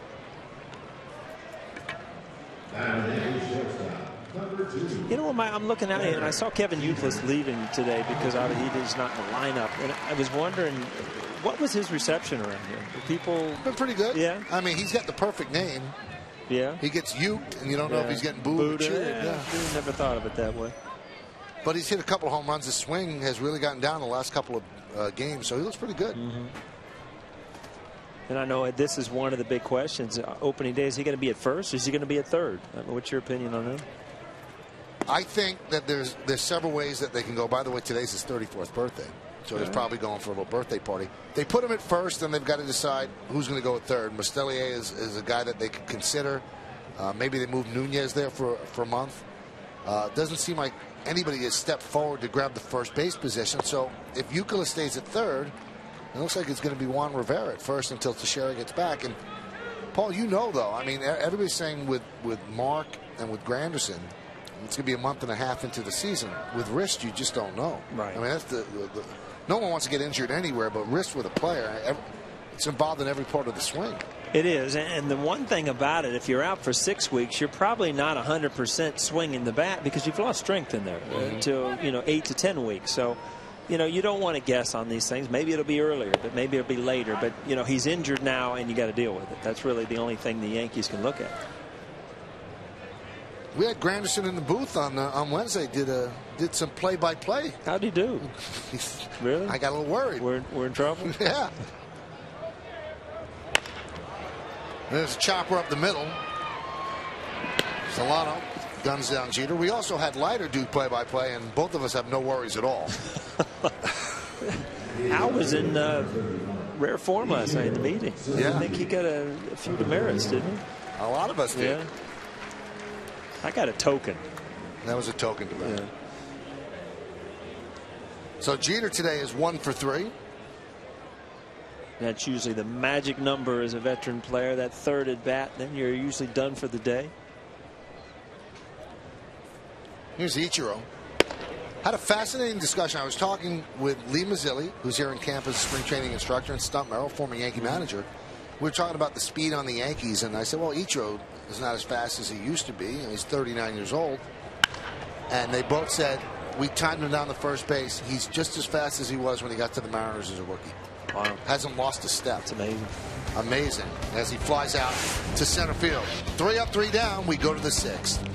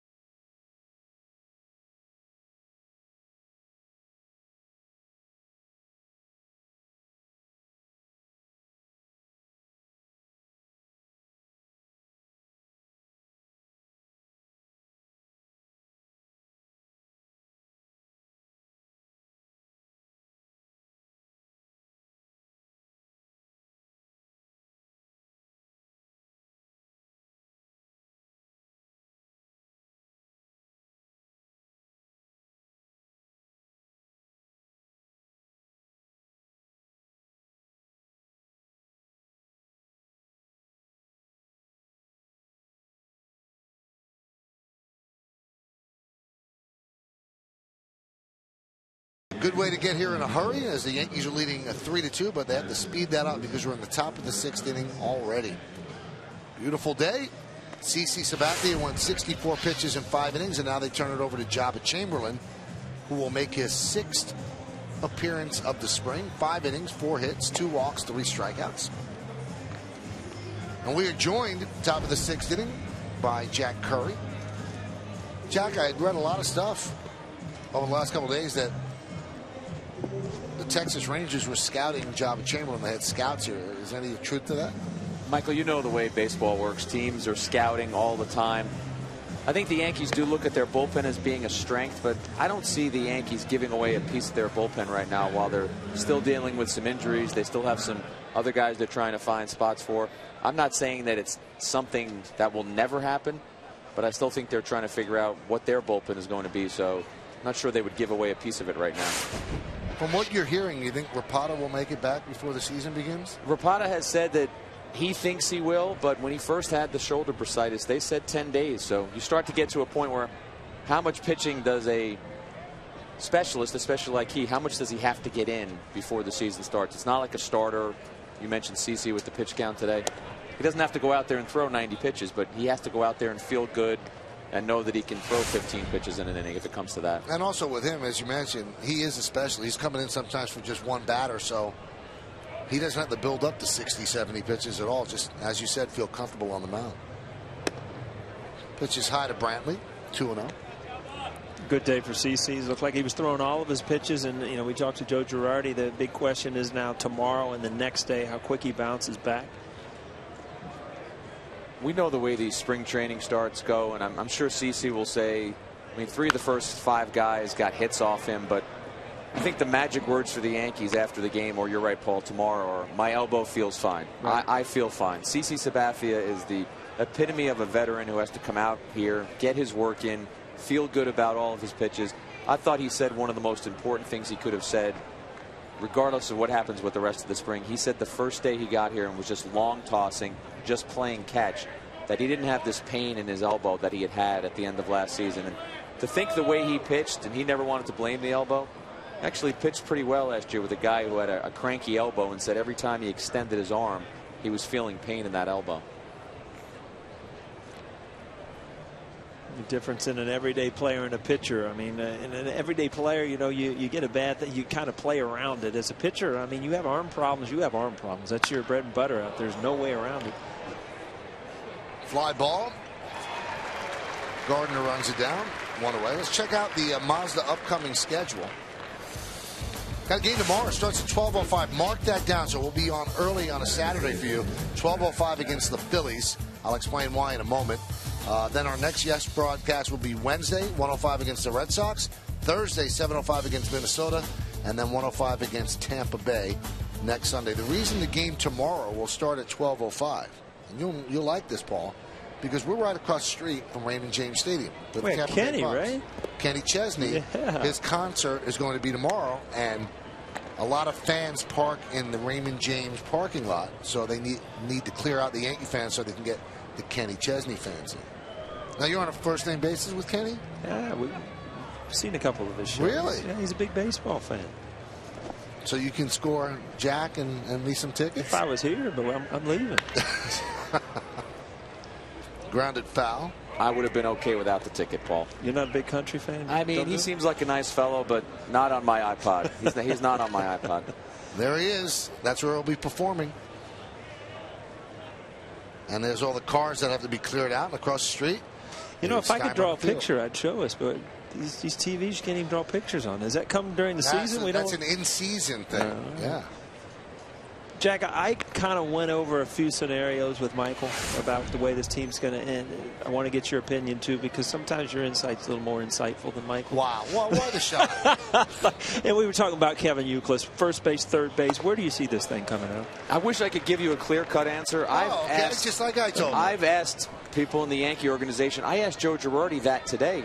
And one thing we have to remember is there are going to be guys who get cut loose from other teams. Yeah. And within the last week, the last 5, the last 3 days of the season, there might come loose a player that the Yankees think is better than somebody they have right now.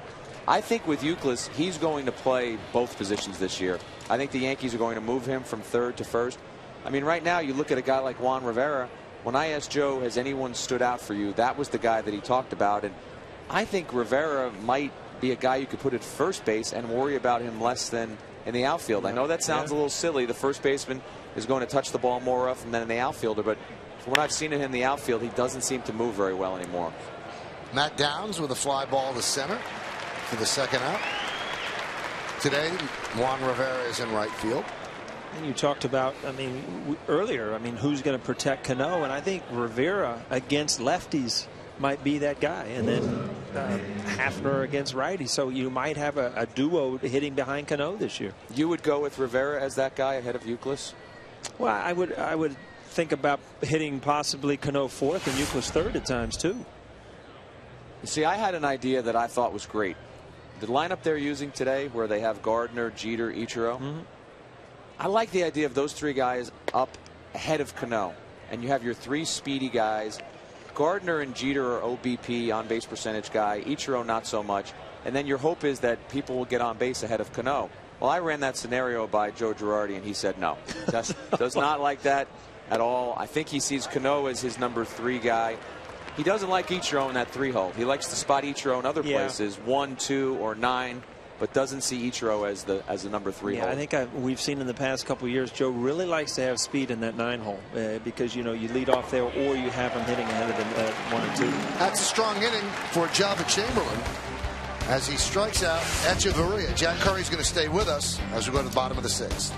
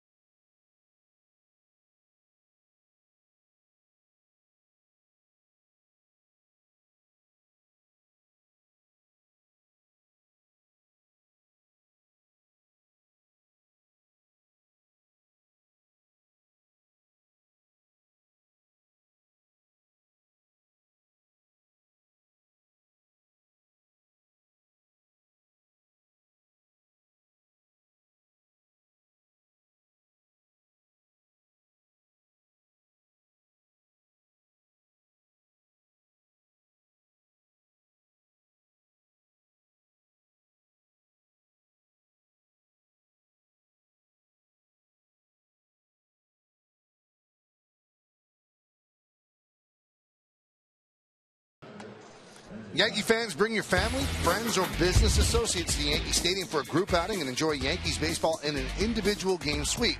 Individual game suites can accommodate groups as small as 12 and up to 382 guests with all-inclusive food and non-alcoholic beverage packages. Make your special occasion legendary. Call 212-YANKEES or log on to Yankees.com/suites today. Good day for sunbathing. Is Neville O'Neill out there, or is she at the pool, Paul? She's at the pool, I think. Here's A.J. Ramos. 5 games this spring, 4.50, 6 innings, 5 hits, 10 strikeouts. So that tells you got good stuff. And he will face Travis Hafner. Hafner with a long home run, a 2-run shot in the 3rd inning. And that's why the Yankees lead this one 3-2. Just got word on Echeverria, not on Echeverria, on Mustelier, Jack. What they say? The Yankees announced multiple contusions on both legs from Mustelier crashing into that railing over at third base. They said he will be further evaluated. So if it's only contusions, only some bruises, I think he made out all right, because he did go into that railing full speed, and you worry about something like that when you see it happen. What's the Yankees' take so far on Hafner? I'll tell you what, Brian Cashman and Joe Girardi have been very insistent that this guy is a DH. Even when they had the issue with Teixeira, they said they're not going to try and play him at first base. But I think what they like, Michael, is the ability to put the ball in the air at Yankee Stadium. I mean, if he can stay healthy and get at-bats at Yankee Stadium. What a play by Kuzmanov. Takes a double away from Hafner. I mean, but Hafner is going to remember this third inning swing. This is what they want. This is what they're looking for. If he can do this, I mean, that's the Travis Hafner you saw with the Indians when he wasn't injured. But the last 5 years or so, averaging under 100 games per season. I talked to him earlier this spring, and he said it's all about staying healthy and staying on the field. And that's why I don't think you'll see him on the field ever. The Yankees just want this guy to be a DH, get him his at-bats, and hope he can take advantage of the dimensions in the Bronx. Well, there's something about having a DH that's comfortable doing it, and he's able to, if he's able to do that role and put up the numbers and not worry about defense, then you know the Yankees got to still getting him, because he is capable. He has put up those numbers before. You know what's strange though, Paul, is that you talk to Hafner, he doesn't want to play the field. Right. He just didn't want any part of it, and there used to be a stigma attached with that, but now there are guys they're cool with it. And this April is the 40th anniversary of the DH. Ron Bloomberg was the first DH, and he walked for the New York Yankees against the Boston Red Sox. But there was a stigma then, but not anymore. Hafner's cool with it.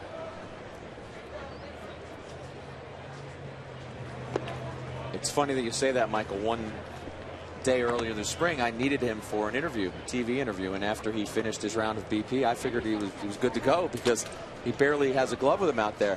And he said, can I do it after I had out on the field? And I kind of paused and said, oh, you're going out to take grounders? He said, I'm just going to go shag in the outfield.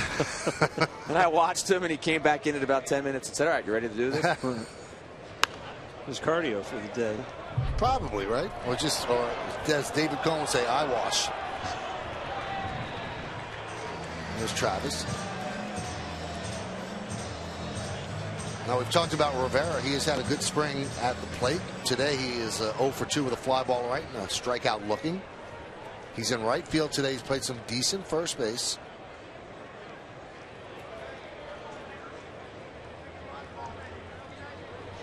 And it's a little odd because Rivera and Matt Diaz came here. One of them was going to make the team as a right-handed guy off the bench, and Rivera's hit, and Diaz has not hit at all.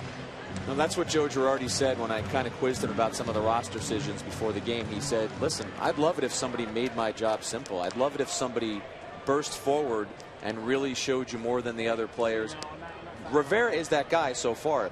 Johnson hasn't hit. Diaz hasn't hit. I overheard Diaz talking to some players from the Marlins today saying, I wish I could just barrel up something. I wish that the spring wasn't getting away from me without me being able to barrel up some balls. He hasn't been able to do that. I mean, you start to look at Rivera as a guy who, is he a first base option or is he an outfield option? And if he is an outfield option, I mean, does a guy like Melky Mesa become more attractive? Because after 7 innings, if you're ahead, you want Rivera out of the game. You want a guy like Mesa who can go in there and give you that sound defense. Breaking ball outside. I was talking to a couple of Yankee officials today, and they've got a decision to make when it comes to outfielders. If they carry 5 outfielders, then Eduardo Nunez probably doesn't make the team. If they carry 4, then they could carry Nunez, who's essentially a backup shortstop and can DH from the right side every now and then. And a lot of people think they should carry Nunez. There's a ground ball to first. 2 away. Well, the question with Nunez is not, you know, he's shown what he can do offensively. It's finding the position that he can be successful at. And, you know, he can play third, can play short. I don't know, can he play outfield? I don't know. You've got to find a place if you're going to try to get him at bats where you're comfortable with him in the field too. I ran it by Brian Cashman about a week ago. I said, you need a third baseman if you move Youkilis to first. Are you guys adverse to using Nunez at third? He said, no, not for a month. He said, I just don't look at him as a long. He said, he's not a long-term solution because his numbers don't equate to what a corner infielder should hit. I kind of like that idea, Michael, and I know I've talked to some of the same people you have. I like the idea of putting Youkilis at first and then having some combination of a Nunez, and you have Nix over there as well. But you're right, the Yankees seem to think that Nunez, backup shortstop type. Maybe he DHs once in a while, although I actually think he's got to play shortstop when Jeter DHs, and I would DH Jeter more this year just to be careful about the ankle. They got a lot of choices. That's what spring training is about over these next couple of weeks. As we said earlier, some players may shake free, and they'll maybe help crystallize their thinking even more. I mean, Phil Hughes, you got to see what happens with him, and then the number 5 spot in the rotation is another issue. I always wonder, though, when they say he doesn't equate to a corner infielder's stats. Okay, let's say he doesn't. Well, Robinson Cano doesn't equate to what a second baseman gives you, so you're kind of robbing Peter to pay Paul. You're getting more production and power out of second base than most teams do, so that means you can accept less at third. And really, who knows what Nunez can do? How many home runs can he hit? And he also adds, I mean, if you're going to score runs with speed this year, he does add speed. I mean, he can run and he can get on base. You've seen that.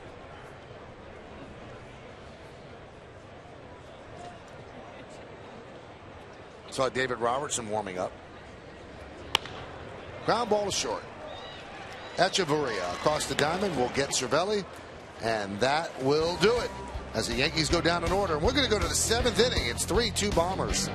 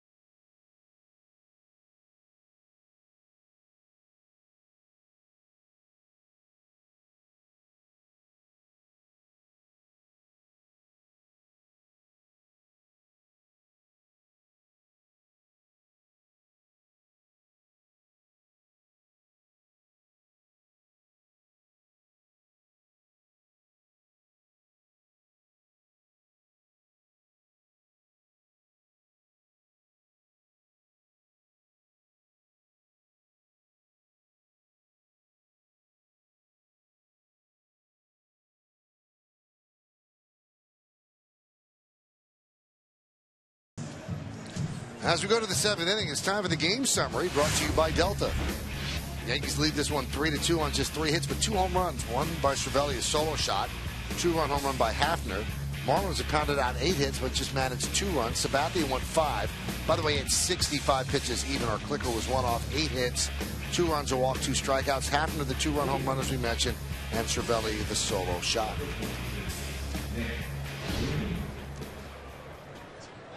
All right, Job is going to come out for a 2nd inning, and you see the Ford scoreboard as the Yankees lead 3-2.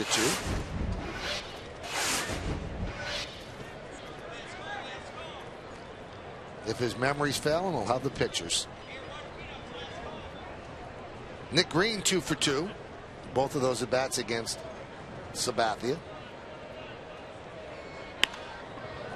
And now he's 3 for 3. And that one gets away from Ichiro.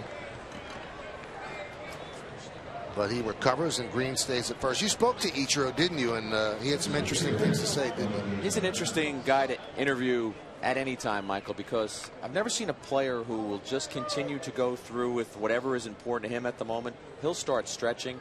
I was talking to him, and he was sitting up almost Indian style in the folding chair as he was getting into the questions. I appreciate it. He seemed to be very engaged in the questions, and it looks like Girardi's going to make a pitching change here. Taking that slow walk. I want to hear more of your insights, Jack. He did this on purpose.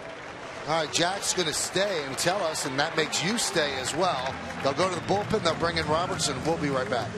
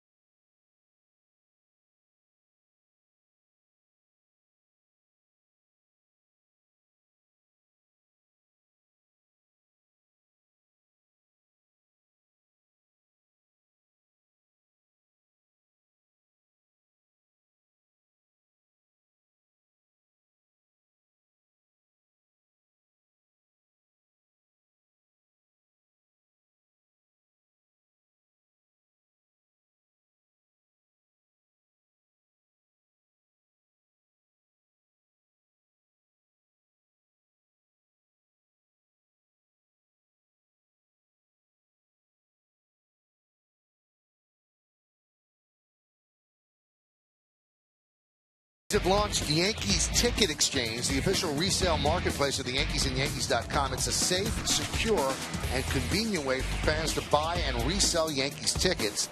For more information, visit Yankees.com/ticket exchange.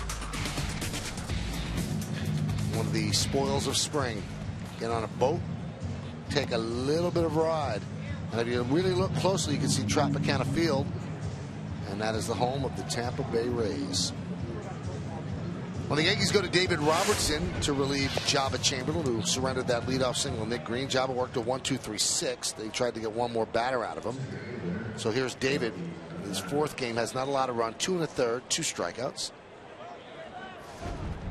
And he'll pitch the 8th inning this year. And we'll get back to the Ichiro story in a moment. But Jack, he's probably also auditioning for the 2014 closer role this year, as Mariano said he's going to retire. I think he obviously is. I remember talking to him about that a couple of years ago, and he said, listen, I want Mariano to pitch for as long as he possibly can, but when the time comes, I would love to be the guy that does follow in his footsteps. And he got a chance. He got a brief chance last year. It didn't go his way. The Yankees gave the job to Rafael Soriano. They felt he was better suited to do it. He was a guy who had experience doing it. Robertson went back to that setup role, but you look at 2014, and I mean, Robertson has to be the leading candidate for that job. And I think, Paul, you can speak to this. You were on the field with Mariano. I think sometimes it's a mental thing, and Mariano just handled that better than anyone. And I think Robertson has to figure out a way to cross that 8th inning hurdle into the 9th inning. Yeah, I mean, it is a mental thing. Because there's no doubt numbers-wise that Robertson, again, you just see. I mean, he can do things to hitters, and it's just. I think sometimes when you're filling in and you're trying to fill the shoes of Mariano, it might even be harder than if the job is yours. Well, Hernandez really tried to sell that, but it was on the corner for strike 3. All right, so Jack, when we left you and Ichiro, he was in a contorted position in a chair. He decided to move from just sitting at the folding chair to kind of sitting with his knees bent and his feet on the folding chair. And I took that as a sign, Michael, that he was into the interview, that my questions were so illuminating that he wanted to get in better position. But I asked him if he had a preference for where he hits in the lineup. He gave the answer to Alan Turner, his translator, and the answer was, as long as I'm not hitting 10th, I will be very happy. So that was how the interview got started. But his take on the Yankees offensive situation was just interesting to me, because this is a guy who has made his living and will go into the Hall of Fame, I believe, built on being a singles hitter. Now, he can turn on a ball once in a while, and he did that at Yankee Stadium last year. And he just gave his appraisal of how an offense doesn't always have to be built around home runs.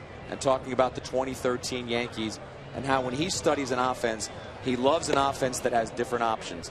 And he said, listen, home runs are very important. And the Yankees have been a franchise that has relied on power. But you look at what Ichiro has done in Japan, in Major League Baseball, it wasn't surprising to me that he's okay with being a guy who moves runners over, make productive outs, and the single can be mighty, is the message he was trying to get across. And a lot has not been talked about, and I remember when I came over, I was put into left field. I'd played right field my whole career, and he said nothing about it. I mean, he's a true right fielder from his days in Seattle. He's played them all, obviously, but now because of Yankee Stadium and the left field being the harder field to play, he's primarily been in left field. Now, this spring has been a little different for Ichiro, because he has always been a spring training Arizona guy with the Mariners. And throughout the season, I'm surprised you never did this, Paul. He has a dehumidifier that he carries his bats in, so his bats don't get damp. And he never had to use that in spring training because of the dry air in Arizona. There's a base hit to right field by Juan Pierre. Nick Green was moving, so he'll go to third. But here in Florida, he has to use the dehumidifier. If you could play again, would you use a dehumidifier? You'd have to show me that it really makes a difference, because I mean, they played this game for hundreds of years, and it's now we need to keep the moisture out of the bats. I don't know. I mean, some things just get drawn out, but if it works, it works. He's a technician, Michael. You know that. You watch him with the dehumidifier. You watch him come out of a game. As soon as he comes out of a game, he goes to his locker and he rubs some kind of oil or gel on his glove. It's almost like a dancer who wants to take care of his tap shoes or whatever dancers use. I'm not an expert at what dancers have on the bottom of their shoes. But He is very much a guy who is equipment is what makes him who he is. So he takes care of that equipment. And I just am fascinated sometimes talking to him, watching him. And by the way, how about Juan Pierre with that hit and run single just on cue as we were talking about building offense right there. I mean, Pierre comes through, the runner moving, just a little ground ball to the right side. I mean, that's what I think Ichiro talks about. Those are the things you can do offensively. It's not going to look as fancy as a 3-run homer, but it's going to keep the inning alive. Jack, let me help you out a little bit about those dancing shoes. They use hairspray because my daughter does it. So that's just a little inside note. Put hairspray on the bottom of the shoes? You get a good grip. Really? You don't want to slide too much. I'm taking notes on that right now, yes. Paul. Yeah.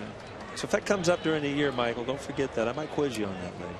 I might have to file that away. See where my life's going, yeah. Michael. I'm at dance studios now. Huh?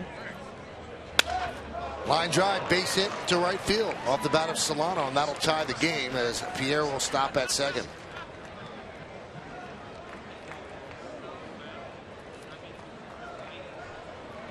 I got one last Ichiro tidbit for you after we see this replay. Ball away. Robertson trying a little cutter, kind of hung out there. A piece of hitting. See that big hole over there on the right side. Sometimes your defense isn't set up for the pitch. True or false, Michael and Paul, Ichiro pitched in Japan? I would say true. He's got a great arm. Professionally? I mean, a one-game thing, or like a whole season? Just answer the question. I got to give you guys all the... You know what? If you ask the question, it's got to be true. You were talking before about left field, right field, center field. He told me, I will play anywhere the Yankees want, and I laughed, and I said, well, in the outfield. He said, no, in Japan, I played third base, and I pitched. I said, you didn't pitch. He said, in an All-Star game, he came in, got the final out of the All-Star game. Wow. So he got a player to ground out to shortstop and was able to walk off like the mound. Playing high school. You just play, you play every position wherever they need you. Well, you just solved the problem. He could play third. He's got a good arm, too. Yeah. Right? And then you move Euclid over, and then Teixeira comes back. He goes back to the outfield. You know what, Michael? It's nice to know that I was here when all these problems were solved for the Yankees. Yes. You swoop in for one day and you just help people. That's it. I tell you what, you look at the catcher. That's one position that I don't care what they did, I wouldn't do. I tried it in Little League once. I blinked every time somebody would like swing. It just didn't work for me. I think they do blink. It didn't work for me. I blinked, and the next thing it was hit me in the shoulder. So yours was a real long blink. Yeah. First and second, game tied at 3. Kuzmanov at the plate. Robertson deals. 2-2. Michael, if you looked at Robertson's numbers from 2011 to 2012. Nice block here by Cervelli, which he's been doing very well in that role this spring. He feels as if he needs to improve vastly on what he did last year. He was disappointed with his numbers last year. Got off to a start that he wasn't happy with and did come on stronger. That's what he's done across those last 2 seasons. But he wants to go back to 2011. And if Paul had his little pen, we'd be circling those numbers from 2011. Just sick video game type numbers. Johnson goes to second, one back to first. They double up Kuzmanov to end the inning. So Robertson all smiles. 1 run, 3 hits, no errors, and 1 man left on base. At the end of 6.5 time for the 7th inning stretch. Yankees and the Marlins are tied at 3, but we'll stay right here as they honor America here in Tampa, Florida. Please direct your attention to the Yankees dugout and welcome from the Navy, Lieutenant Commander Winston Scott. With 15 years of service as an F-18 pilot, his missions included Operation Iraqi Freedom and Operation Enduring Freedom. He's presently stationed at MacDill Air Force Base as part of the United States Special Operations Command. Let's have a warm round of applause for Lieutenant Commander Winston Scott and all the brave men and women all over the world for their sacrifices for our country. Thank you. And now, ladies and gentlemen, please remain standing and remove your caps and join in Kate Smith's rendition of God Bless America.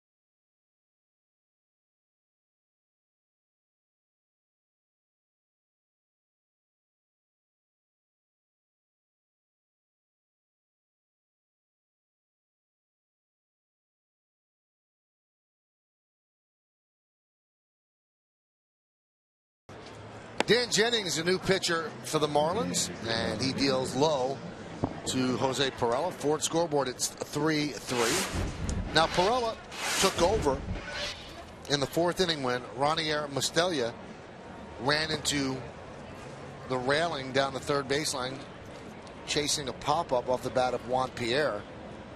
He has multiple contusions of both knees. Contusion's a fancy word for bruises. But he has a chance if he's not hurt, and we'll see how he did get hurt here. They had to take him immediately out of the game. It's like he did not know where it was. But he's got a chance on this team, Jack. He does, Michael, and it's not often that a guy wearing number 95 in spring training gets the attention that Mustela has been getting. But the Yankees, they love his bat. He's a player who defected from Cuba. They've always loved how he can hit. And if you look at his minor league numbers, every way up the ladder, he has the ability to put the bat on the ball. And when he hits the ball and you're in batting practice, if you have your back to the batting cage, you turn around. And what Joe Girardi told me before the game was, listen, when he swings at strikes, he can be dangerous. He said what we're trying to remind him is don't go out of the zone. Stay in the zone. Take that walk if you need to take it. You'll make yourself that much more dangerous a hitter. But the offensive side, they believe he can hit at the major league level. It's what is he going to give them defensively. So I've watched Mick Kelleher, the infield coach and the first base coach, working with him day after day, and he's got good hands over there. I think the arm is not as powerful maybe as you might want it to be. Slides the other way and down the right field line as Pirela will make it to second. Now he turns second and goes to third, and he has a stand-up triple. Nice to be young and fast, right, Paul? Oh, I tell you what, if you look at that at bat, quick enough to hammer one foul, pulled it, and then went the other way. So he went from line to line in this one at bat. Ball would just absolutely laced to right field, and again, he picked it up. He saw it was misplayed by the right fielder. Didn't even pick up the third base coach. Knew he could do it on his own.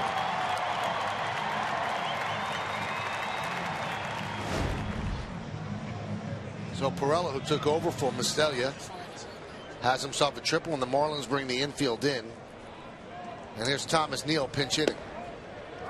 There's a strike. So if Mustela is not hurt, does he have a chance to be the third baseman and they move Youkilis to first? I think he does. I think he does. Joe Girardi did not blow that theory out of the water before the game. I think that's a possibility. I think they would hope that he can handle it defensively. They believe that he can definitely handle it offensively. Quick story about him. After the Yankees signed him, came over here to Tampa. First workout that he had, Mark Pryor was trying to make his way back with the Yankees, so he was in minor league camp. First batting practice session that Mustela steps into the cage, Pryor hits him. It was unintentional, but the kid looked out at him and said, did I do something to you from down in Cuba? What was that all about?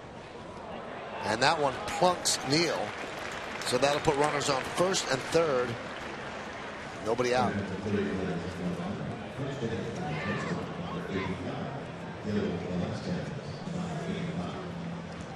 So the Yankees have a rally going, but let's check with Meredith Marakovitz, who's right outside the Yankee clubhouse. Meredith? Hey, Michael, I'm with starting pitcher CC Sabathia. CC obviously threw some simulated games, but first time out there for the spring. How'd you feel? Felt good. You know, I had no problems with my arm. You know, my pitchers were making the actions I want them to, so I'm excited. You mentioned your arm coming off of an elbow surgery. You had said all throughout the spring that you didn't feel anything, but was there still an element that you needed to go out there and make sure for yourself that you were able to compete against hitters? Yeah, the first, couple times out, you know, it's a little nervousness, but, you know, I've been throwing those simulated games and, felt comfortable going into the game today. So no nervousness about, my arm, facing other hitters and getting into a big league game, yeah, a little bit. But that's always, any start. So, I'm excited about today.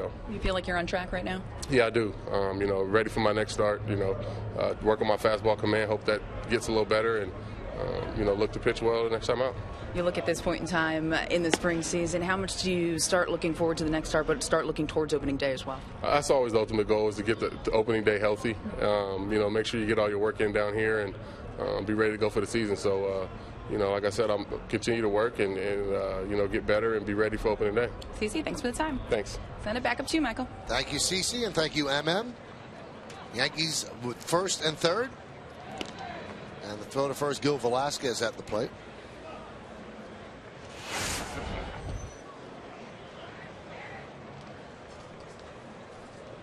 Had a good spring so far. 357, good on base percentage. Get rid of that 0 in the RBI column right here. And that would get rid of this tie game. 3-3. We're in the bottom of the 7th.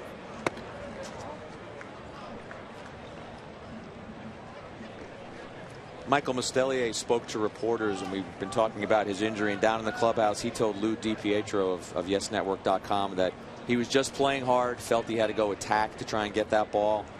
The leg hurts, but he thinks he'll be able to play tomorrow. He hopes when he wakes up that he'll be fine. So maybe those contusions are all that they are, contusions. You talk about being young. You know, when you go to bed now and something hurts, you just know it's going to be worse in the morning. You know, when you're young, you go to bed, you just wake up and expect things to be all right. Do you even go to bed anymore, Michael? Give me the sleep schedule now. I'm Baby's fine. good. Baby sleeps through the night. Baby's all right. Yeah? Yeah. I sleep better than the baby, though. I went to see the comedian Ray Romano during the offseason, and he had a line, and you just made me think of it. It's hilarious. He said, I went to bed the other night, and I woke up, and in bed, I sprained my ankle. He said, that's getting old. Yeah. He said, I got up and I had an ankle sprain that I didn't have when I went to bed. And it gets worse because as you get older, you don't even remember how you did it. Yeah, and he said, I just did it in bed. He said, I don't know how I did it. He said, your body just breaks down when you get older. So that's something to look forward to.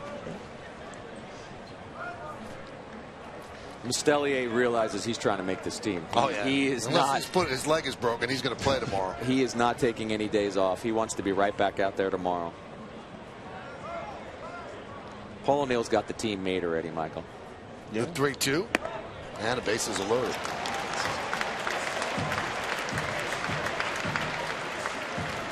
Well, Meredith is telling us that Mustelier has no plans for x-rays. Yankees are not going to x-ray the injuries. It's just going to be icing. And that's for the inflammation to go down. That's what you do with contusions, Michael. That's what I hear.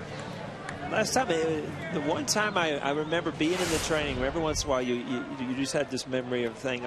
I got hit, I think, in the elbow. So I was in there icing, and I walked in, and here sitting on the table was Regis. Regis was down. He was down for a couple of days, and he actually had taken some ground balls and had taken one off his shin, and he was on one of the training tables with a big ice bag on his shin, though. Those are the things you see in spring training that, you know, you don't see during the everyday, that you know, and it kind of reminds you, that this is spring training.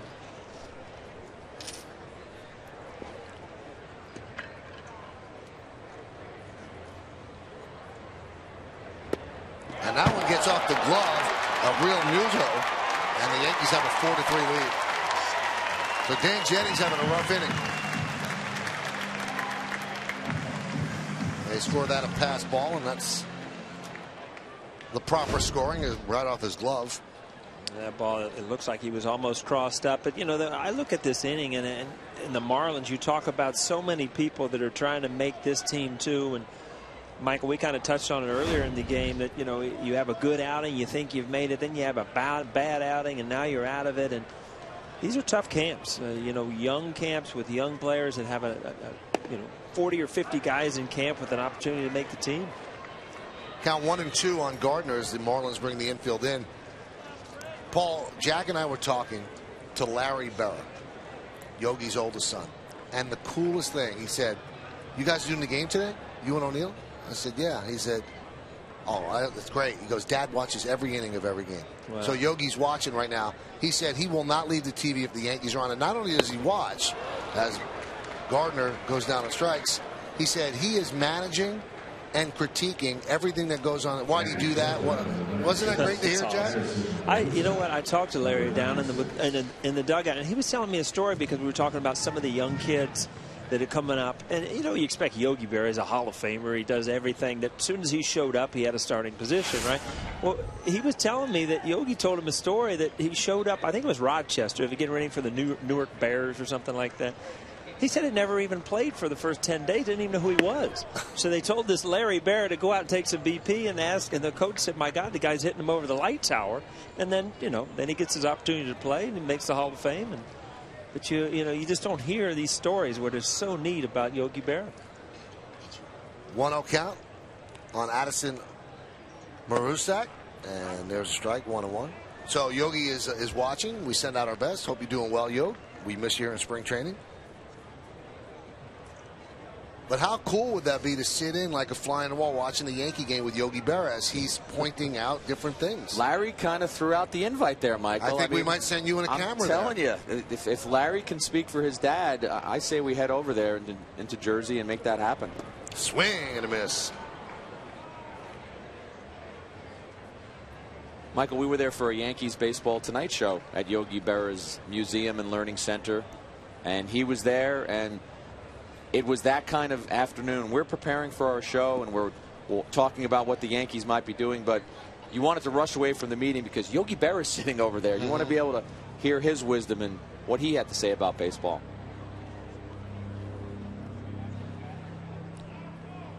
The 1-2. Hit sharply foul. Kind of cool. Paul and I have done this. We used to... this year we didn't do it, but we did a theme show all the time at the museum that we taped for Yes. Paul was part of the outfielder show, and Yogi gets there early, and he's just sitting there while he sits in the audience. Sits in the audience. Awesome. Yeah, very cool. Yankees lead 4-3. Bottom of the 7th inning here in Tampa.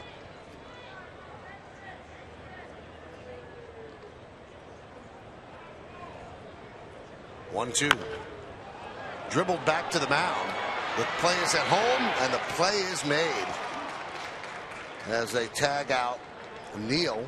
Good tag by Real Muto, the catcher.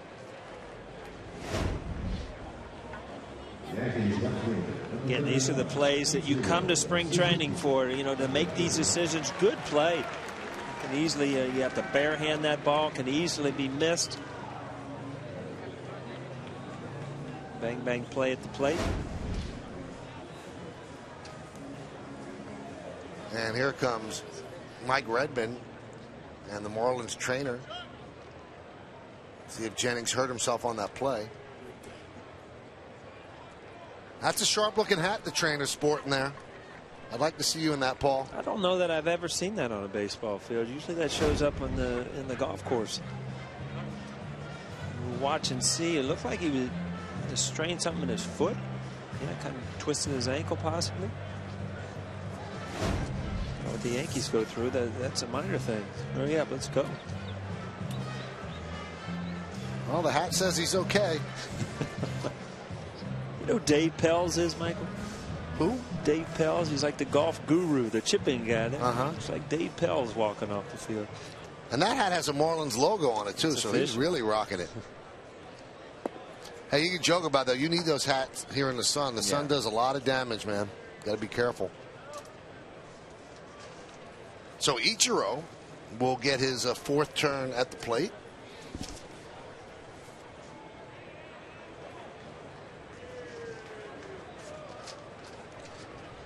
Ichiro's within striking distance of 3,000 hits here in the States. And he's definitely within striking distance of 4,000 hits combined, States and Japan. He's going to make the Hall of Fame in both countries. Never happened, right? No, I don't believe so.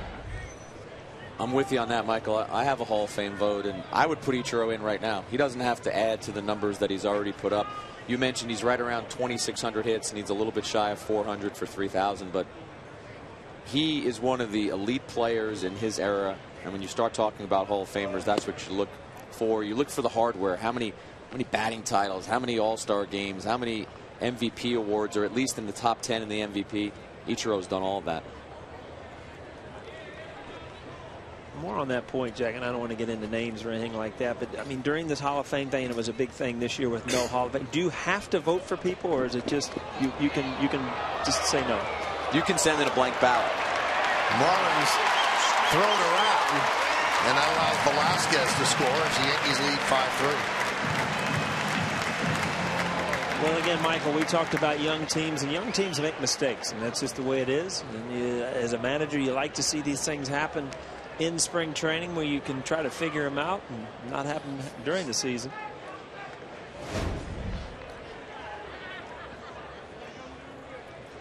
Well, the runner at first base, Marusak, goes too far off. Then the throw goes off the glove of Kuzmanov. And that allows Velasquez to score.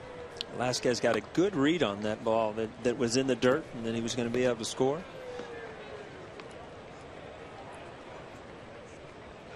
So back to that, Mike, Jack, are you allowed to vote for how many people if you want? You can vote for up to 10 people on the ballot, but you could also send in a blank ballot if you thought that year there was no one who you deemed worthy of being a Hall of Famer. Interesting.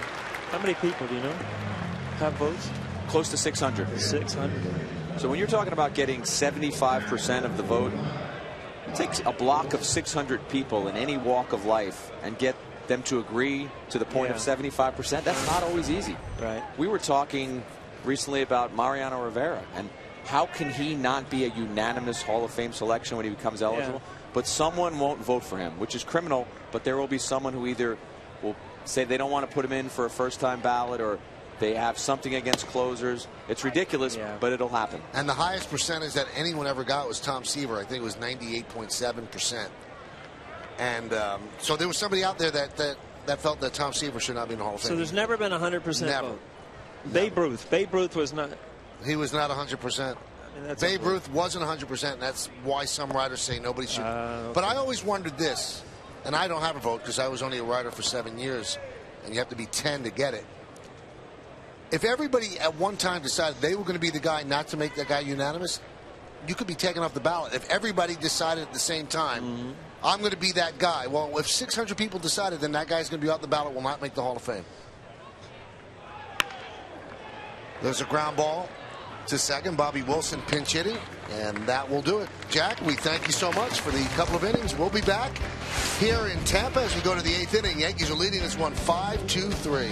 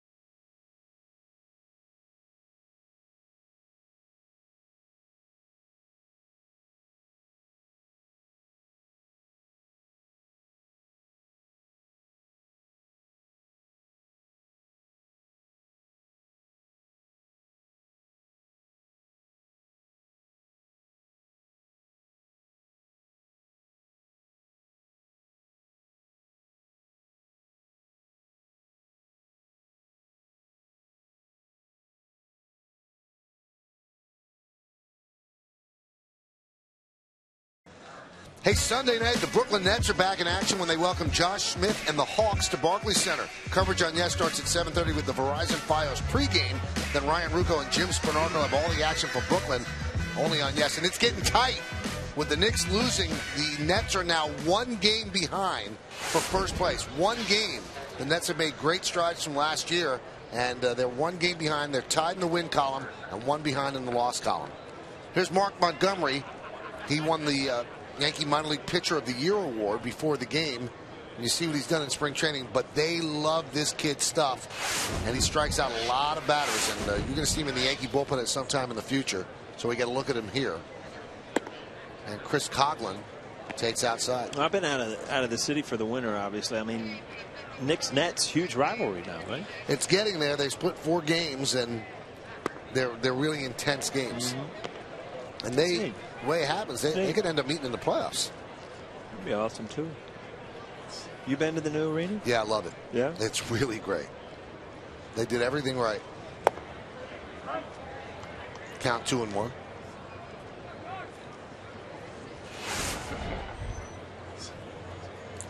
Now you on the schedule sometime in April? Yeah. All right, so we get an off day, boom, we go over there to see a playoff game. So how do you get there? Do you take a train? Do you drive? What do you do? You shouldn't drive. It's accessible by almost every train in New York. All right. Michael and I on the train together? I take the train every day to work. You get the tickets. I'll get the train tickets. All right. That would be fun to go to Yankee Stadium with you one day on the subway. Would it? Just to see what people would do. I used to take the train from 42nd Street to Shea Stadium. When I was with the Reds, yeah. There's a line drive, base hit to right field. Coughlin rounds first. He's going to second, and he'll make it there with a double. Now, I had an interesting conversation. I wanted to run this by you, and I thought of you, and I knew I'd be working with you today. Had an interesting conversation with our colleague Lou Pinelli yesterday.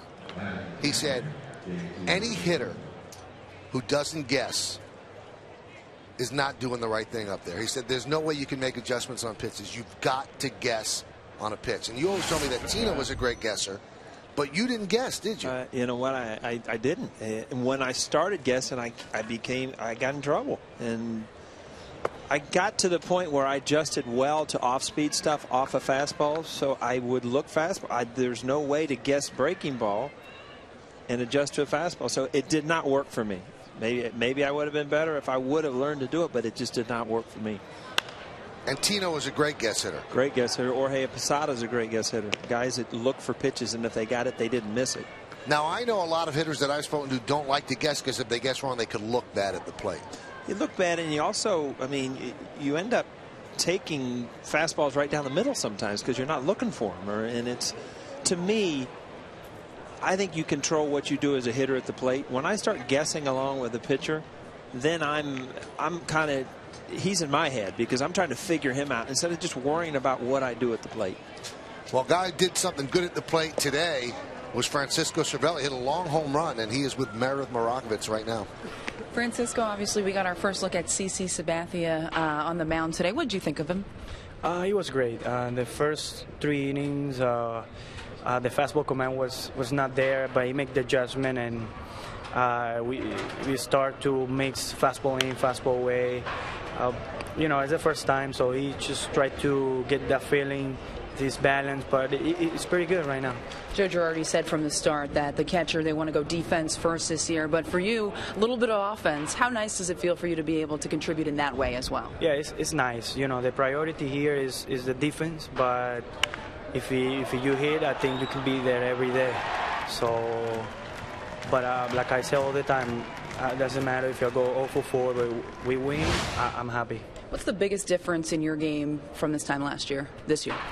This year, I'm more relaxed. It's not confidence, it's relaxed. Because what happened last year, is make you stronger a little bit. So I just come here every day with a lot of energy. I want to work every day the best I can because I just want to be the best one day. How do you get that attitude? Was there someone in particular that you talked to or somebody say something to you that allowed you to relax and take maybe a different approach this time around? I think what everything happened last year.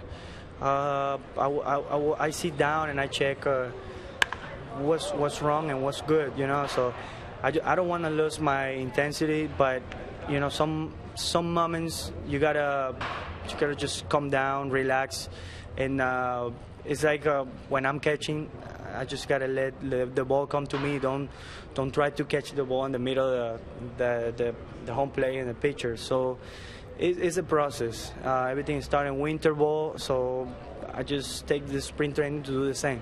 Francisco, thanks for the time. Thank you. Send it back upstairs to you, Michael.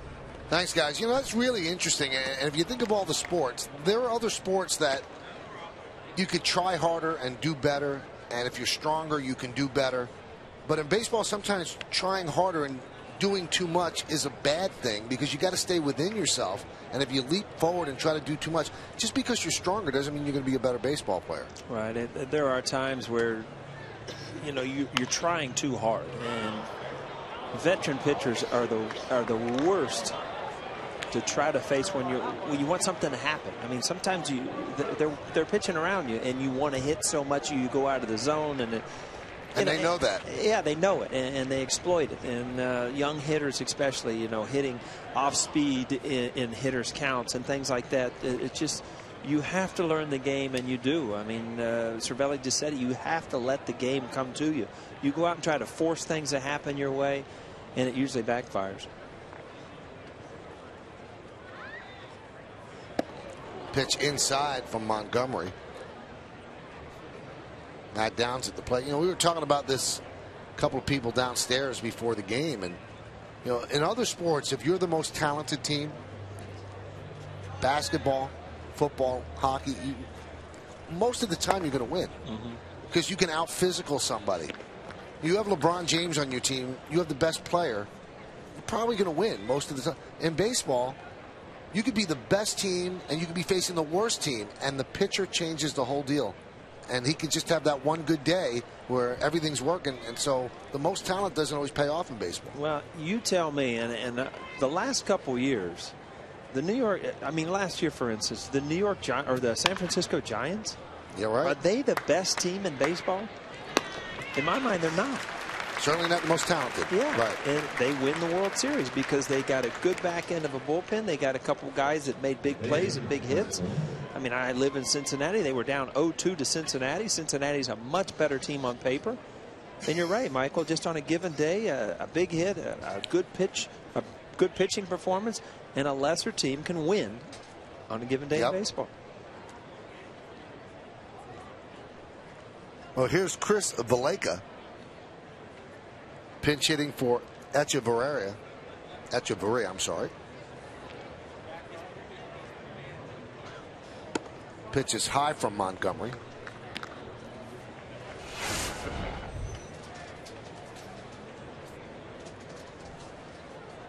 Top of the 8th inning. Yankees over the Marlins 5-4. And a strike. Well, Michael, we're in the 8th inning. We're going into April. This is my last game. And to me, there's so many question marks, but it's kind of fun for me to go into a season where the Yankees are just not on everybody's top of the list, saying, they're going to win the division. They're going to have to battle. They're going to have to use young guys. They're going to have to use good pitching. And sometimes those challenges can wake up guys, and guys are going to get opportunities to become better players, young guys, that is. So I think April is going to be it's going to be kind of cool because the Yankees have not been in this position in a long time. And it's interesting. A couple of players have used this phrasing, and I like it. You can't say they're underdogs. They've got star players, and some of them are out, but they're not underdogs. But a couple of players said this is the first year that we can remember that we weren't overdogs, where they weren't heavily favored. And that's going to do it as Montgomery works a scoreless 8th inning. No runs, a hit, no errors, and one man left. Joe Girardi's going to try to figure it out in the early months.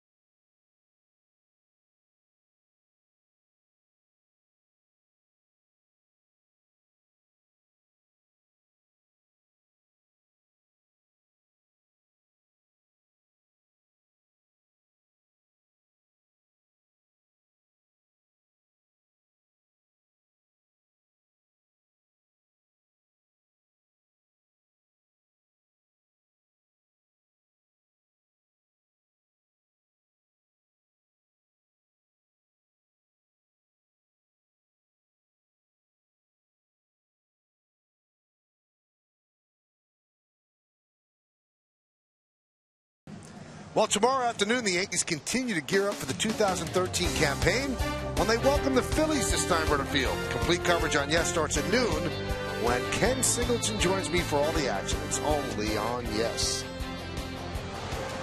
Look at that. Nice. Don't see that in Ohio, you know that? No. You go to Lake Erie and see that with some dead fish floating up there with it. No?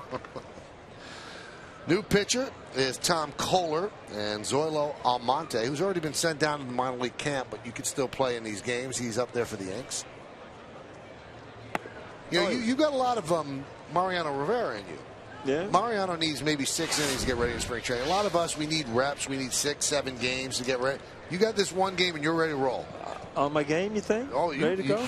Yeah, this is Emmy-nominated stuff you're doing. I was a little nervous down that pregame out in the sun with our shades on. You did it, though. Got through it. Just stumbled and bumbled right through it.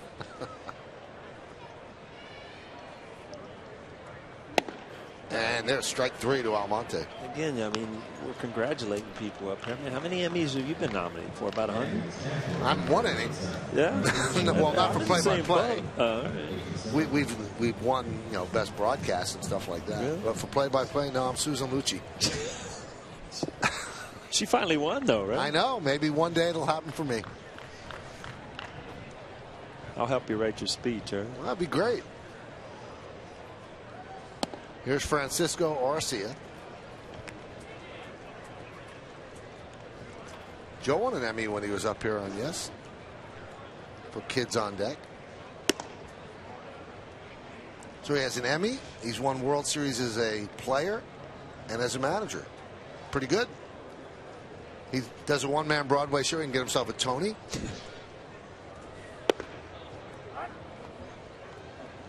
Count 2-1.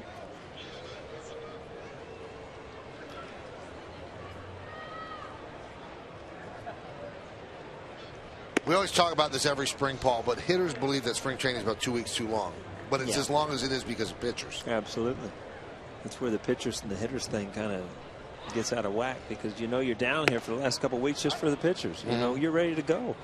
It's really hard to, as a player, you almost play these mind games where, you know, you come in, you know you're not ready to go when you come in, but, you know, you get 20, 30 at bats and you have some good ones, and all of a sudden you think, I'm ready. But you don't want to get too hot. You don't want to hit 3 or 4 home runs in the last week. You kind of want to just peak right at the right time. So, and believe me, you don't want to go over 15 right before you go into the season either. So you almost play these mind games to just get a hit here, hit there, maybe hit 1 home run, and then go into the season where you just feel like it's all ready to go. Is there any, or was there for you any correlation between a good spring and a bad start, or a good spring and a good start? You know what? I usually have pretty decent springs, and I don't remember ever having a great spring and getting off to a horrible start. So no, I don't. There were certain guys, it didn't matter what they did in spring, they had horrible Aprils. And I remember Tim Salmon out with the Angels. It didn't matter what he did. He had a horrible April. Mark Teixeira usually gets off to a tough start. And I don't understand that, because, you know, you prepare mentally for it. It just seems to me that, you know, you should, when the time comes, you know, there are some years you just get off to good starts. But I know one thing, my best years, when you look back, you always got off to a good start. It's always easier to keep something going than when you get off to a bad start and you're trying to dig your way out of a hole all year. Jose Perella at the plate. He tripled and scored his last time up. Fouls that back.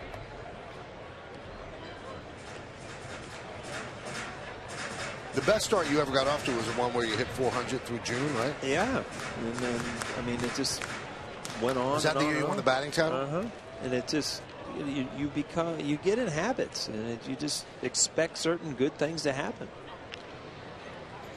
Now, since this is your first game and last game this spring, Mariano has announced that he's going to retire. And he said that the tank is close to empty.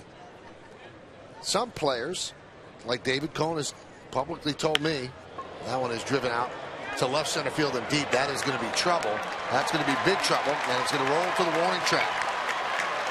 Arcia will round third. He's coming home. Here's the throw, not in time. And it's another triple for Perella as the Yankees lead 6-3. Amazing how some guys just come off the bench not expecting to play, and because you're so relaxed, it happens so quick. You have games like this, second triple of the day.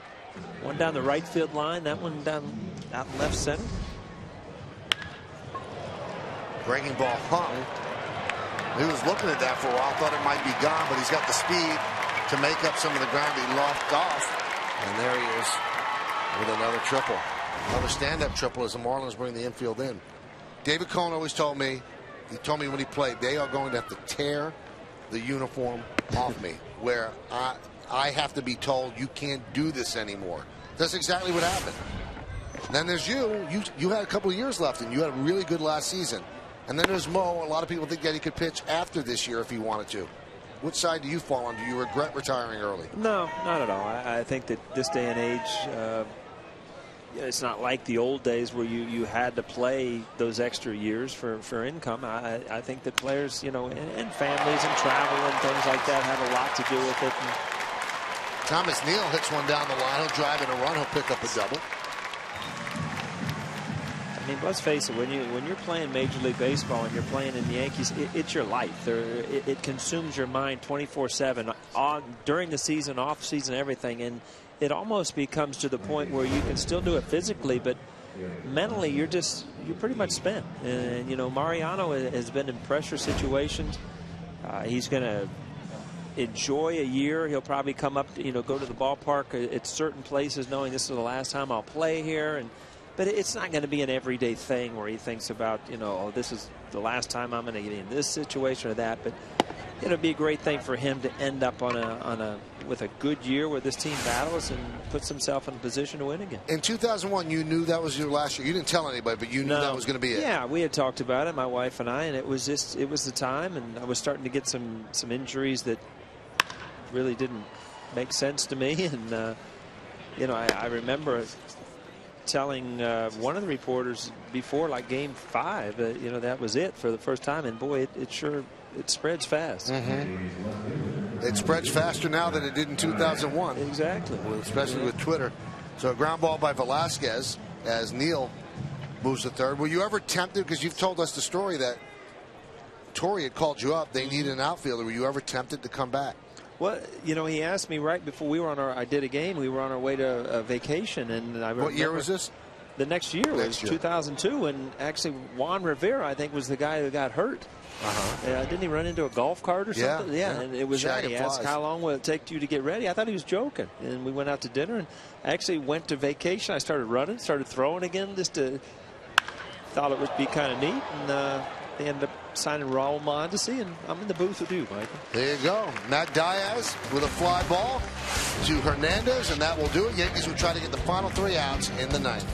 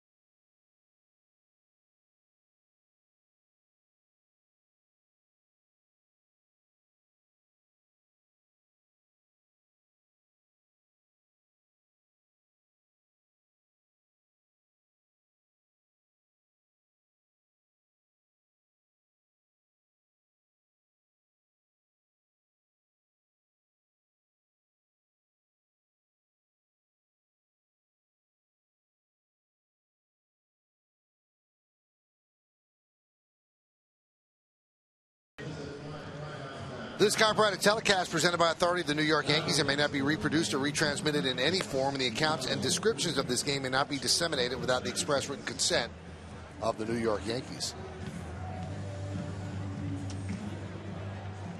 Hey, everybody here at Yes would like to send out our condolences to the family of Jack Curran, a legendary high school coach in both basketball and baseball.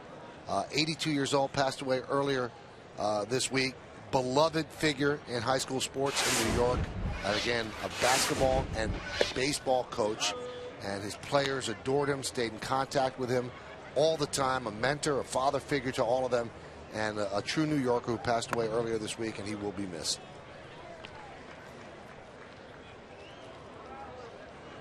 Nick Green at the plate with an 0-2 count against Vidal Nuno. And the lefty deals. Inside. You always find that left-handed relievers stay around a little longer in spring training. They like to take a look. If you throw with that left arm, you got a chance. Especially if you've come up as a hard thrower and then you learn to pitch and all of a sudden you find a breaking ball. You either come up as a starter or you come up as a power bullpen guy, can get both, and then all of a sudden you become just a left-handed guy to get lefties out. So you have a few more options when you're a lefty. It didn't work in the booth up here, but down on the field it does. Yeah, lefty's the way to go.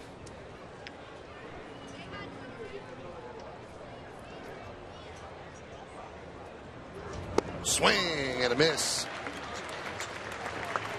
I want you to take a look at this, Paul. This is Jeter's first game this spring. It was against Atlanta. He runs to second. Thinks about sliding and slides and late. And this is what he told the Daily News, Paul. I sort of fell down like O'Neill. That's nice. Yeah, all right, G. It didn't take long to get your little knife in there. I like that. I sort of fell down like O'Neill. Ground ball in the hole, base hit. Hernandez with his third hit of the afternoon. Now, I remember seeing old-time films of baseball in the 20s and 30s, and in spring training, you would see guys sliding in sliding pits, practicing sliding. Yeah. Do they still do that? I don't see it around here. No, I don't think at this point, but, I mean, when I was coming through the minor leagues and even in Major League camp, we did. You know what they used to do? They used to bring football pants in. And you put them over your uniform and practice sliding. And you would take your spikes off and do it in the grass just to. And it wasn't really to teach you how to slide. It was to practice the pop-up slide where you would go into a base, slide, pop up. In case it got by you, you were on to the next base. So, you know, you never would practice head-first slides. It was always feet first. I wonder why they don't do it now. Is it because you don't want somebody injured? No, I just think they've gotten away from a lot of the fundamentals. I mean, I'll tell you one thing. And you talked about being a manager. If I was a manager, you have to take infield once in a while. They never take infield anymore. And to me, when do you ever have a good chance to practice those throws? Those throws mean something. I mean, if I made that throw 10 times a week in infield once in a while, I don't mean talking about taking infield when it's 90 degrees out every single day, but once in a while you need to have your outfielders making throws. Why do you think they stopped? It's just, you know, they get off the field, they get in, there's so much more involved with video and scouting reports, and it felt like it wasn't a need. So if you were a manager, you would bring it back every now and then? Every now and then, I think I would. And it wouldn't be punishment or anything. I mean, some guys used to, you know, you would take infield if you're playing bad or something like that. I just think it's important that guys throw to the bases. I think it's actually more important for the outfielders than anybody else. Infielders can take ground balls, and, you know, you'll watch Jeet and Cano, you know, work on double plays and things like that, you know, 100 times a day. But outfielders, you know, you get your fly balls, but when do you really come in and, you know, throw to the plate or throw to third base? Ed Lucas at the plate with a 1-1 count. Yankees trying to close this one out. They lead 7-3.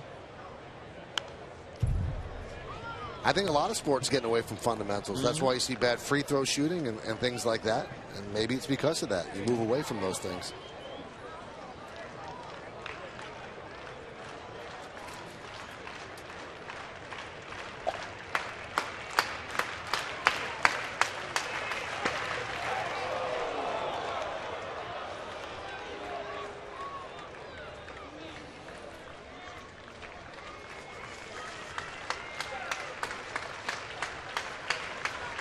2 balls, 2 strikes, 2 outs.